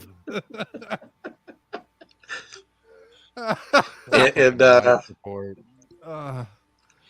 And I mean, Todd mostly doesn't do comics anymore. Because he's making that's too the much thing. money making toys. That's the thing. Todd makes toys. Rob makes comics badly, and comics aren't comics anymore. Now they're movies. I will at least say that Rob is actually a good person. If you see him in an event, he's nice to the fans. Yeah, but he He's can't draw even nice- feet, and he puts too many pouches on things. He's No. even Block he's me even on nice Twitter, to. bitch. Rob is feet. Todd is pouches. Whatever. But you know, they did put Blood Pouch into a comic book once. They did. Yeah. So they're at least good at I taking love the that joke. video so much. It's great. It's great. Especially the part where, oh my god, he knows. Are you good at drawing hands? Well, I mean, Stanley's not an artist. He's just an asshole. Hey, I mean, Stan. He's a wonderful asshole. Well, see, here's the thing. I've made this comment before, but I actually had reason to recently comment about this. Maybe it was last podcast. Maybe it was a different podcast. Stan was the right kind of asshole. Mhm. In the same way that Jim Shooter is now the wrong kind of asshole. Yeah, Stanley was a charming, like he was charming while he was being an asshole. Right. Yeah. And the I only think reason we need Jim Shooter again. Well, no, the only reason I assert that isn't because I have a problem with Jim Shooter. I think Jim Shooter did amazing things, right? But every so often, in recent memory, Jim Shooter will float that he might return to comics from the commercial art sphere that he's working in, and everybody in the big two is like, "Yeah, we might pick up Jim, we might do it," and then of course they don't do it because the corporate culture, toxic and awful as it is, no longer supports that kind of "you writers and authors are fucking scum and you will do your job" kind of mentality, right? And that was the thing, is that Jim Shooter was renowned, not unreasonably, for being a cantankerous, contentious, work and fucking die kind of guy, right? Sorry, I found another meme I had to pull up on. There screen has to while be you a talk. middle ground between do your job and making an unpleasant work environment. And I do believe that Stan, more often than not, it's not just an act. I do believe he came off as the grandpa of comics to a lot of people. I mean, Although I do think any picture of Stan from like the 60s and 70s where he's wearing a gold chain trying to look like a mafia guy are hilarious because he looks so stupid. That's just New Yorkers. You've never been to Miami Beach. There's all sorts of old New Yorkers who are like that. Oh God, my great uncle is exactly like that. Yeah. Your great uncle is Stan Lee. Yeah, pretty much, but with a thicker mustache. You know, Stan actually at one point in time like regularly hung out at the Playboy Mansion doing interviews. Well, yeah. Yeah. So my grandma's brothers back in like the 60s and 70s owned like 4 bars in New York City that the mafia did like business out of and shit. So whatever you think of a stereotypical New Yorker from that time, that's exactly what they look like. 100%. I work in the restaurant business with a lot of former New Yorkers. They all act like Stanley. Yeah. Every single one of them. Yep. I mean, it's very exhausting. That must be a very nice time, though. I still remember a situation where there was a dispute with one of our clients, and I went to my sales lady and I said to her, "Listen, Shireen, he thinks just because he used to be in the mafia that should impress me, and it doesn't. And she said, "That's not a problem. That's my ex-husband." The later, when she went to him and seemed like she was fixing the problem, she said, "Well, you're 100% right about him, and you should probably have someone else start your car for a while." But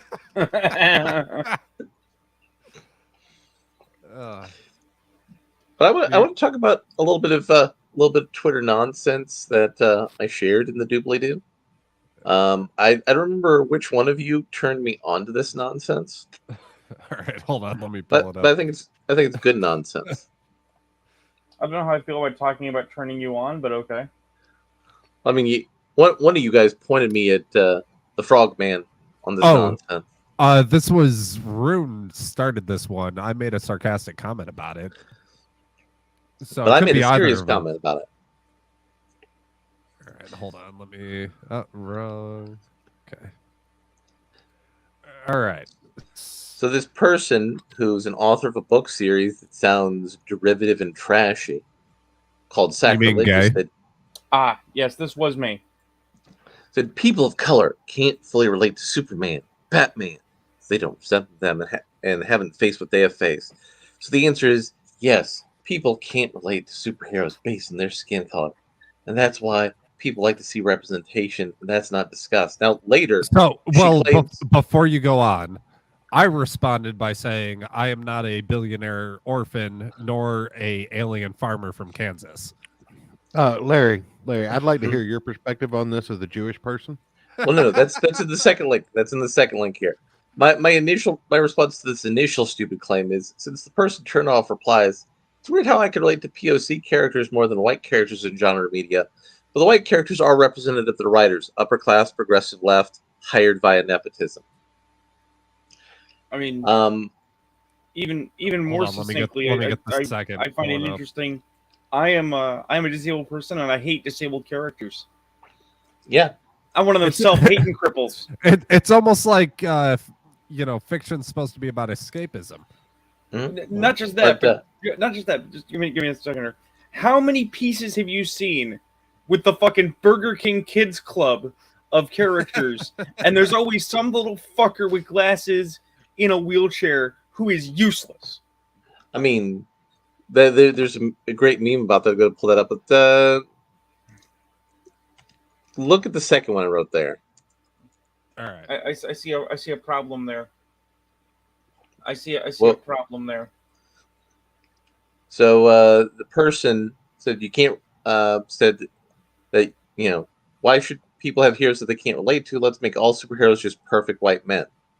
And Ethan countered with, you can't relate to people because their skin color. Which heroes are perfect? And I said, quote, I mean, Clark was implicitly designed to be representative of the Jewish immigrant experience. That is narratively part of Simon & Schuster's creation, while also being representative of more universal aspects of the human condition. Thus, I misspelled humanizing Jews. Oh, Jews are white now, thus devaluing our struggles. Like I said, I see a problem there. Something about the who be white argumentation. Mm-hmm. Mm-hmm. But if you would put up that post from Know Your Meme there, Ayrton, so we can fully, succinctly look at what the Burger King Kids Club character in the wheelchair always is in the scene. Man, you guys are really working me tonight. I know. All night long, all night, all night, all But this is a classic internet meme.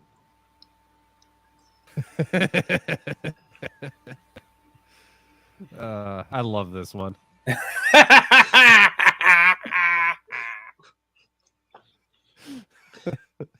He's there in the picture, but in a way that is horribly inappropriate. Why the brother got to be down? That is always the thing.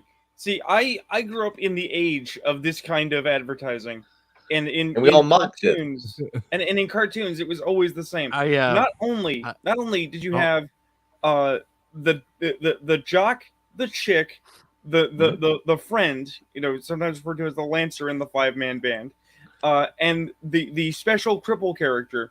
But the special cripple character was often also the nerd, right? and a person of color, and was never female. And it was never female because you had to have the female character be able to be fully functional because she had to be empowering to young women. So they knew on some superficial, subconscious level that they were in fact saying, if you have a disability, you are also lacking in ability. And also, the female character has to be a vehicle for empathy for the handicapped character. I have to say, I was in my kitchen eating some applesauce oatmeal cookies. Did you feel a great disturbance in the force? No, I heard that laugh, and I was like, something sexist, racist, or ableist. And it turned out it was all of them. But look, the thing is, I don't even necessarily believe the bullshit that we just described, but I believe other people fucking believe it. Yeah, I mean that's what I mean. But you remember that the tweet that this person posted that said that she said that people of color can't relate to non-people of color characters. They said a follow-up thing that got beaten up in the quote retweets. And I'm not saying nobody can. I'm just I'm not saying nobody can. I'm just saying that the answer to the question was a yes. But that you could relate to a character, good on you. But you don't dare claim that everybody can just because you can. Just like I never claimed that nobody can because I can't. And I used Dwayne "The Rock" Johnson as my response to her foolishness. All of that is not true.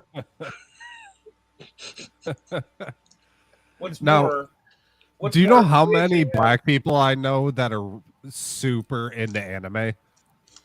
All of them? I know many. Specifically Dragon Ball Z. A lot of brothers are into Yu-Gi-Oh! And Naruto. And let me. What do you got? Let me actually take this. I took my kids trick or treating today with my wife because there is a church in my town that gives you about 2 pounds of candy when you go trunk or treating. We have 3 kids, so that means we get 6 pounds of candy. We took our kids trick or treating. You know what the coolest costume that stood out to me was? Huh? There was a little mixed boy in a John Cena costume. Hell yeah! And you know what it taught me in that moment. Church, hold on, Church. Don't lie. You didn't see him. I know I couldn't see him. I couldn't. But I'm glad Rune got that one first. He needed a win this week. But you know what I realized in that moment? That race doesn't matter to people until they're told it's supposed to matter to them. So that little boy didn't give a shit that John Cena was a white kid. So that's actually something that hey, Dillard. Dillard, what's up, man? That's something. Let me get drunk enough to call him the N-word again. Wait! Get Dillard in here. Dillard, get your shit in here. I have news somebody has for to send. Somebody has to send him a link. Anyways, we're working you tonight, Ayrton. Get your shit together. I was about to make a point. I was about to make a point. So at least me and Church are about the same age. We grew up in essentially a post-racial America. The top shows when we were kids: Family Matters, Fresh Prince of Bel-Air, Kenan and Kel. Those were all black shows, and we didn't think anything of it. Oh no, we love that shit. Yeah, that shit. I still love that shit. Who loves orange soda, Ayrton? Kel loves orange soda. I do.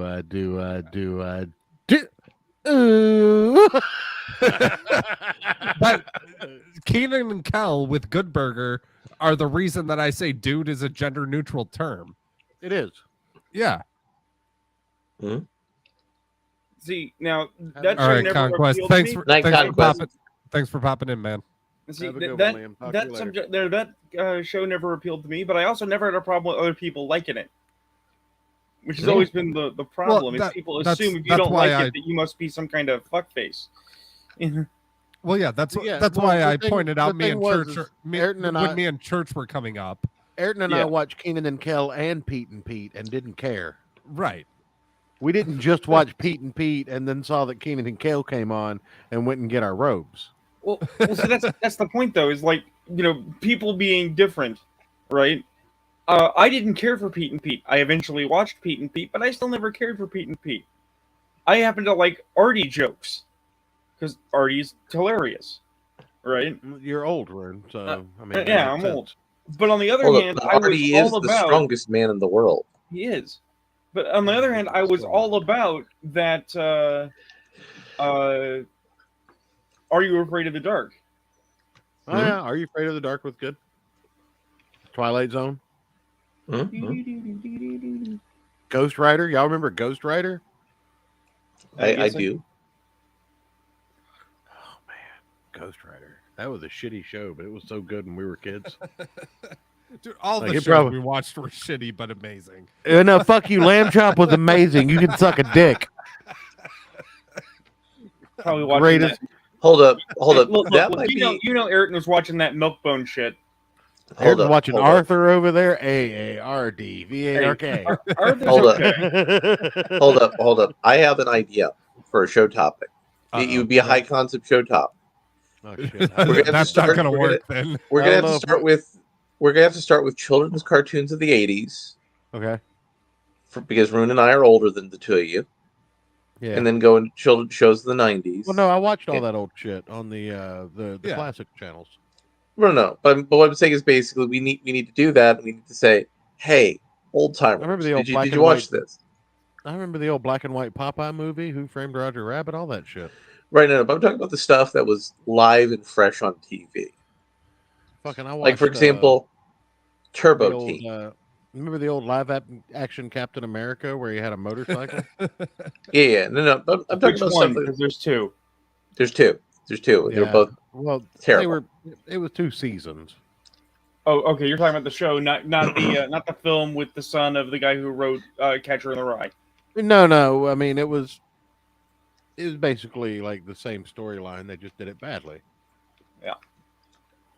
Kind But, of like the Hulk and Thor movie was a thing, even though the Hulk had a show. Dr. Donald Blake, when he slams his staff on the ground, is imbued with the power of Thor. Because that was a pilot to try to get a Thor movie set up. That show, that attempt was so bad, and it's not because their Thor was bad. Their Thor was great, but you can't fail the landing on Donald Blake.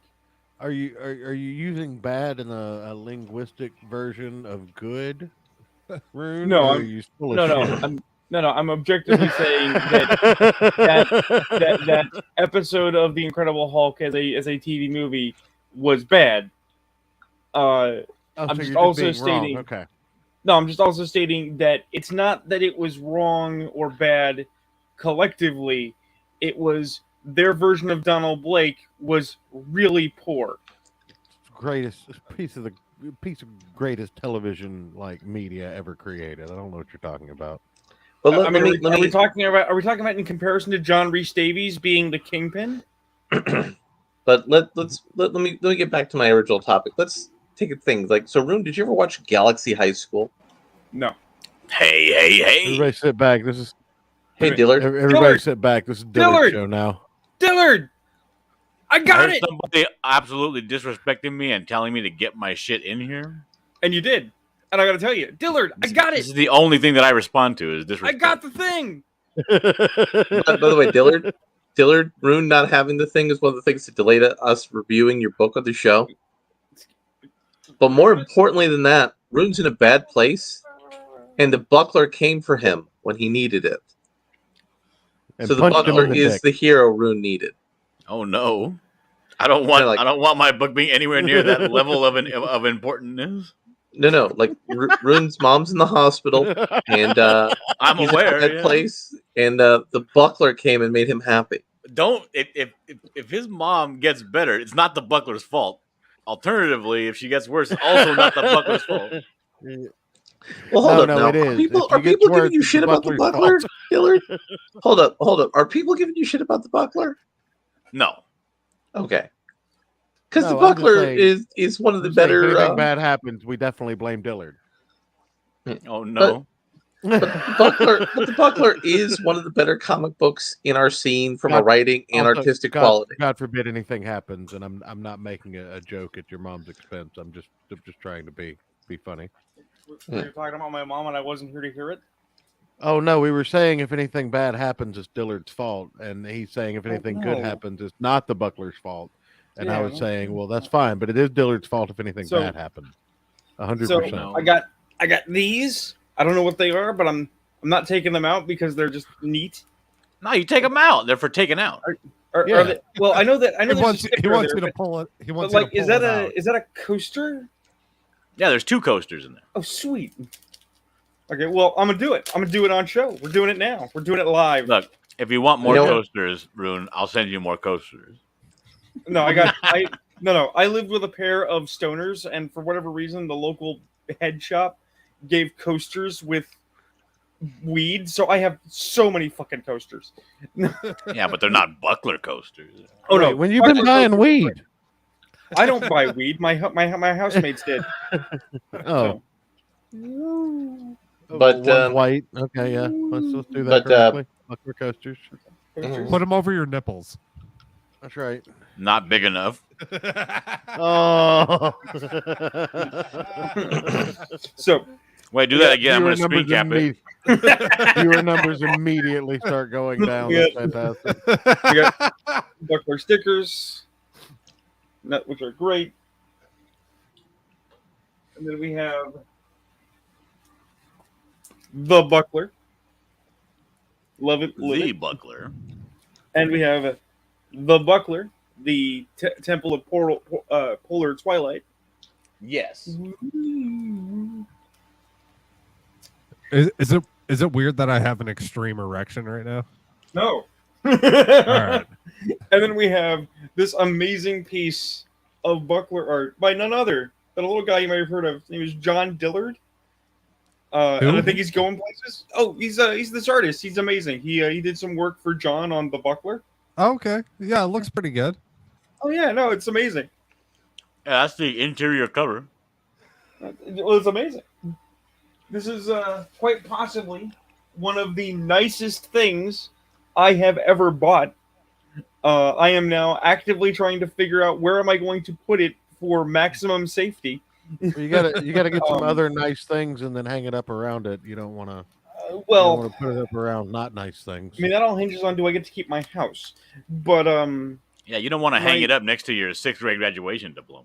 no. My thing is, I want to put it someplace nice so I can get it framed.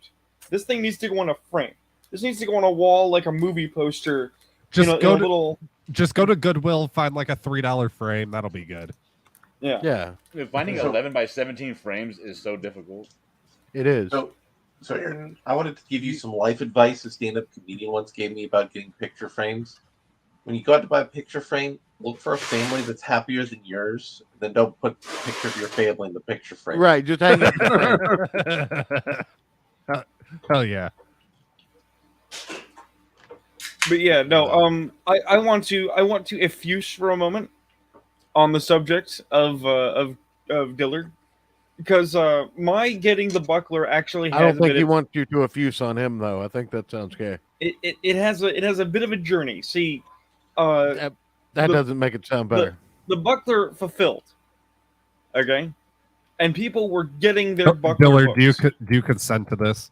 You consent to being effused on? I don't know what that means. I don't know what effused means. I'm Sorry. sorry, it's not I a think word, at guy. least one other person here also doesn't know what it means. So- So- sorry, hold up. sorry, Don't- Dillard. El Fuso. don't, You don't worry, Dillard. I'll be done soon. It'll be okay. And by the way, Dillard, you shouldn't consent to things because consenting is participating in whiteness. Wow. Absolutely Because not. Then I do not be- consent. But seriously, Because consent is part of both the legal tradition and the rule of law, which is a formal part of whiteness. but still, the Buckler fulfilled. The Buckler was completed. The Buckler was sending out to people, and mine traveled all the way out here apparently. And for whatever reason, the dumb shits who deliver my mail decided it couldn't be delivered. Right, so they sent it back.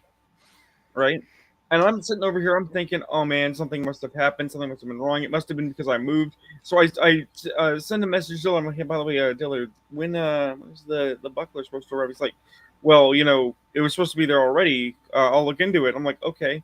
And it turns out that it had gone to his business mail because Dillard's got a business. Dillard's a professional. God damn. I have Over here all having- the stuff. It doesn't go Yeah. here. It goes to a friend of mine's house. That's my business return But- address. Yeah. But the thing is that in short My order, business is over at Martine's. in short order, he sent that shit back out, right? And in I want to say a Went to my week, business, aka from- Martine's house. I want to say in a week from Cali to here, it was here directly. And the reason I want to tell this story is because I want to be extremely clear. Not only did Dillard fulfill, but Dillard fulfilled with people who have problems. And Ethan Van Sciver has three Indiegogos and hasn't fulfilled one. I want to point out that from California to where Rune is, you could have literally like thrown that comic like a boomerang and probably gotten him.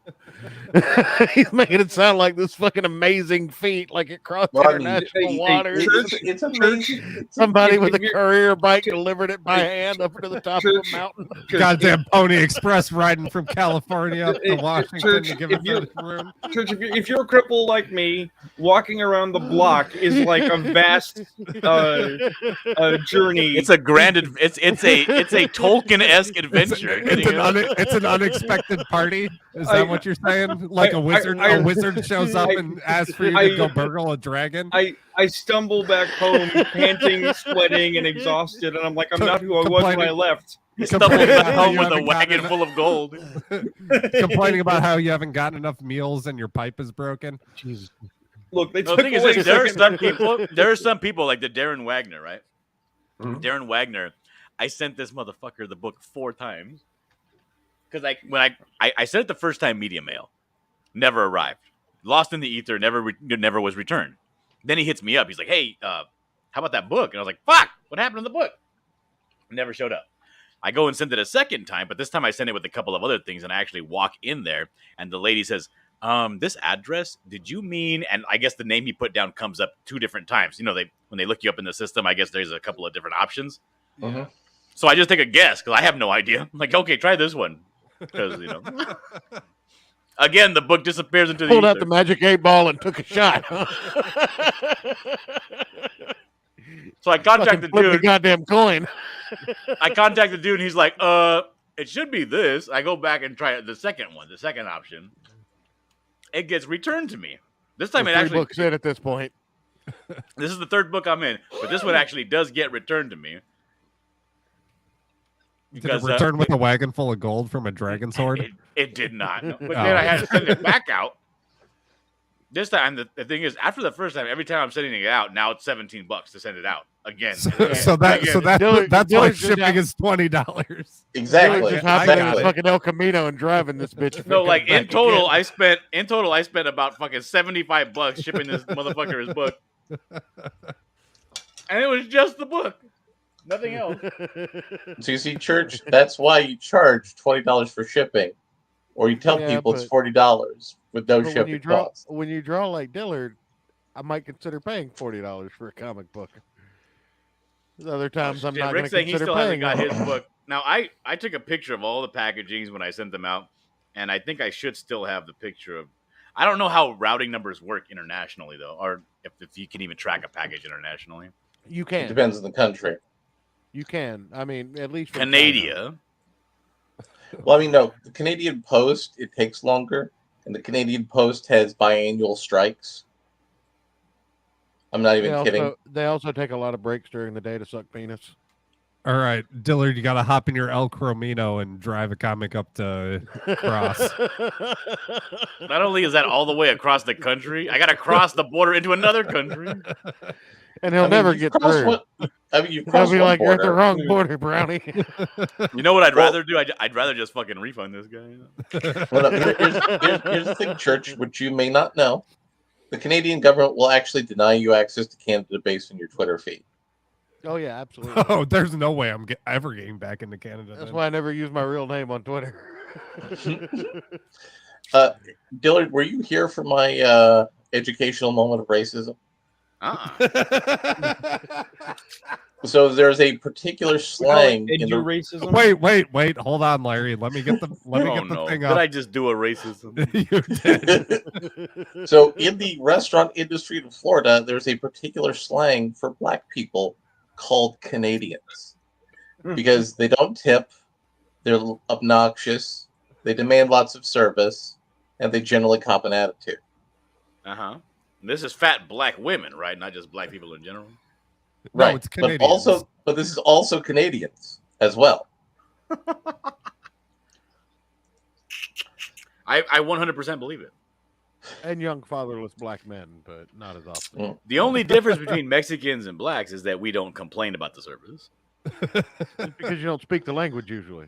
Well, no, they don't complain about the service because they got a cousin who works in the back. Right.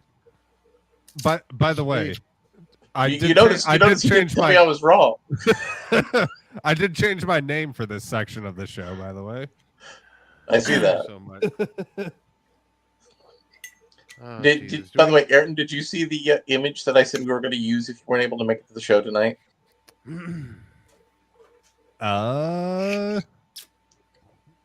Did I? I don't know. Yes. Those Kit Kats look like a vagina to me. Yeah, no. Well, it's spooky because that's how you're supposed to eat a Kit Kat. But yeah, it's you scroll up. It's the big image I have just before the link to the StreamYard thing. Oh yeah, I said we were gonna. Where'd you get a picture of me? I'm so glad you guys aren't using Discord anymore. It's so much better. Oh yeah. So I said if Ayrton wasn't able to show up, we were gonna post this image and say Ayrton had to do a meeting. He had to fulfill his duties as club president. That's actually because why I do have the world's largest micro penis. It was actually unfortunate that I overslept because my plan to make sure Ayrton was ready for show was to call Ayrton and be. I said if you guys didn't hear from me from like 8 to 8:30. No, I was going to call you anyway. And I never went to sleep, as far as I can tell. And my plan was to misrepresent myself as a representative of an organization for the anti-defamation of men with micro penises. They were going to be like threatening legal action if you continue to present yourself. I would have known your voice as soon as you started talking. I mean, yeah, but it'd still do the joke.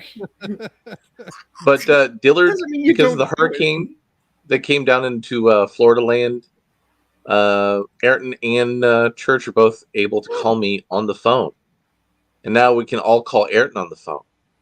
Well, Church is that? How does a hurricane improve things? I don't understand. Church has always had my number. So, like, there was a hurricane, and I advised the guy saying, "Listen, this might actually be bad for me, so I might be out of power for a while. So, here's my phone number in case you need proof of life that I'm okay." And I just collect everybody's docs to use it against them in 5 to 10 years when I get huge. I mean, how do you think we got this picture of Ayrton here? When Larry runs for City Council District 2. Right. He's either gonna do me favors or I'm gonna drop off those anti-Semitic tweets. Bro. I know the guy who was Trump's chairman of his campaign for president in Florida. Remember, I was Jewish. I was an alternate delegate to the Republican National Committee sponsored by the Santorum campaign. Oh, Jay. Yeah, he's also Jewish. Brought to you by Carl. They canceled him for being anti-Semitic. I think we should close with that link to Yee's problem with Yu-Gi-Oh. Oh yeah, yeah. What are you guys ending right now? We're getting ready to. It's okay. Midnight, Well, after you do end, I have a question for you. I made a video on YouTube. Okay. Because I'm gonna do a series of, like, people are confused, right? They're like, "Oh, is this like a promo for a book?" It's not. It's gonna be like a full story in like 6 or 7 parts, all on YouTube. Wait, is this the man from Brownsville? Yeah, the man from Brownsville is like an animatic, right? I've been waiting to watch this, but I haven't had a chance. We should watch it. So this is kind of like the whole thing Max Landis is doing with his whole Batman fan fiction thing on YouTube. Except not asshole. Landis. Except not an asshole. So Kanye West has been suspended from sanctioned Yu-Gi-Oh from play? everything. Oh No, shit! just remember, you can be sanctioned for anti-Semitism, but not for consistently playing without taking a bath. Cross, Canadians come down to Florida and ruin the name of your country. The They Canadians do. who come They down do. here They think it's are like, very rude. Because what I I wanted to think do, it's right? like I wanted to do these videos because again, I got way too many Buckler stories rattling in my head to ever do them myself, right? Well, before we get into this, unless you want to talk about it on air, I'm going to end the broadcast. Yeah, that's fine. All right. I didn't know if you wanted to give this away live or if you just wanted to bounce it off some I mean, ideas. I before we was said saying things. I was saying we should watch the Man from Brownsville on Well, stream. I'm 100% transparent. You can do it live or not live. It doesn't matter to me. Oh, I mean, We're doing it live. all right. I'll leave it open. I don't want to mess All up right, go- your flow of your show. You know. Oh, there is none. You're fine. Dillard, Hell, I you've been slept here through the enough last to two know. shows. Highly choreographed and If we tight ever show. cared about the actual quality of this show, we'd actually get somewhere. Yeah, and they'd kick me. They'd have kicked me off years ago. You guys might They- actually like they would've share it kicked- on some sort of media platform, like you're doing I something, so did. people would show up. I did. Yeah. I shared it on Twitter. Yeah. We went live. Oh, We So had some, let's- we had some let's- viewers on let's- Rumble tonight. well, I don't we follow you actually- on Twitter. We have we 8 actually- people watching on Rumble right now. You do follow me on Twitter, Dillard. Yeah, but you've been muted since you started talking that gay shit about micro penises. Don't tell nobody. Yeah, shout out to Rumble, by All the right, way. go- You guys rock. Everybody who's tuning in right now over there, you're the real MVPs. Anyways, continue. All right, do you want me to pull it up and I'll share it, or you share my screen? Yeah, go Aaron, for it. You can handle that, right? Yeah, Okay. yeah, I got it. Oh wait, hold on a second. Just like a Mexican, he says he's going to share it, then he's 5 minutes late. Mexicans are known for being very prompt. But excuse you. Yeah, I mean, So, Speedy Gonzalez is never late.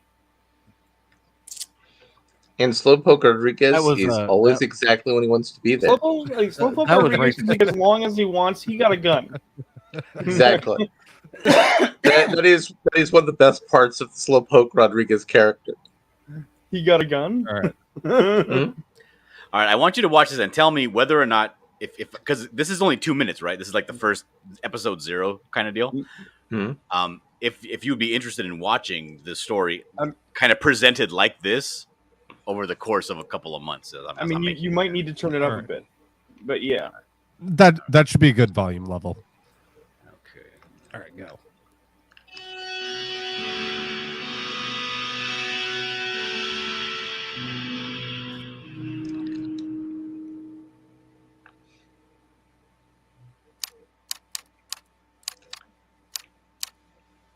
On August 21st, 2016, Laura Greenway was found strangled to death in an alleyway near Edmonton Street in downtown Winnipeg. The event shook the community as the crime rate up until the incident was at a record low. A citywide manhunt was launched for the killer. A man her coworker described as the assailant would be dubbed in the press as the Winnipeg Strangler. It was later discovered that the killer was an eccentric figure and former pillar of the community. A man who patrolled the neighborhoods dressed as a would-be superhero. A man who called himself the Buckler.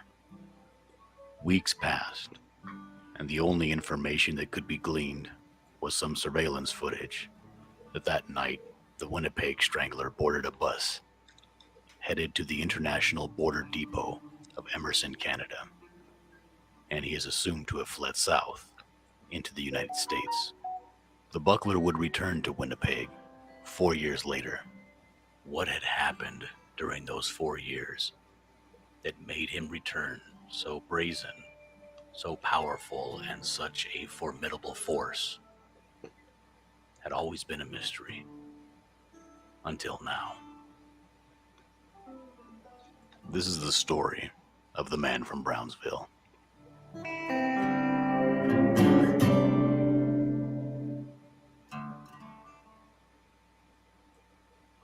That is a good intro. I like that. So it's Sir, basically I would- going to be I would- like I would like to subscribe to your literature, please. You know, I've often thought that radio plays need to. Nice, thank you, Cross. I've often thought radio plays need to make a comeback onto YouTube. I've been saying that for years. Remember, Church? The problem is the guys who broke that genre wide open. It sounds stupid to say they're too good. Everybody either wanted to be Welcome to Night Vale, right? Oh, Welcome to Night Vale's Or- terrible. It is, but just hold on a minute. All right. Everybody either wanted to be Welcome to Night Vale, or thought they couldn't compete with Welcome to Night Vale, which is why Welcome to Night Vale is big. That doesn't mean that what is Night welcome? Vale I is need to good. know. Do you guys know of other people that are doing something like this so that I can go and see how they do it, so I can do Just- it well? Just Welcome to Night Vale. They're the only ones I know of that do something kind of like that.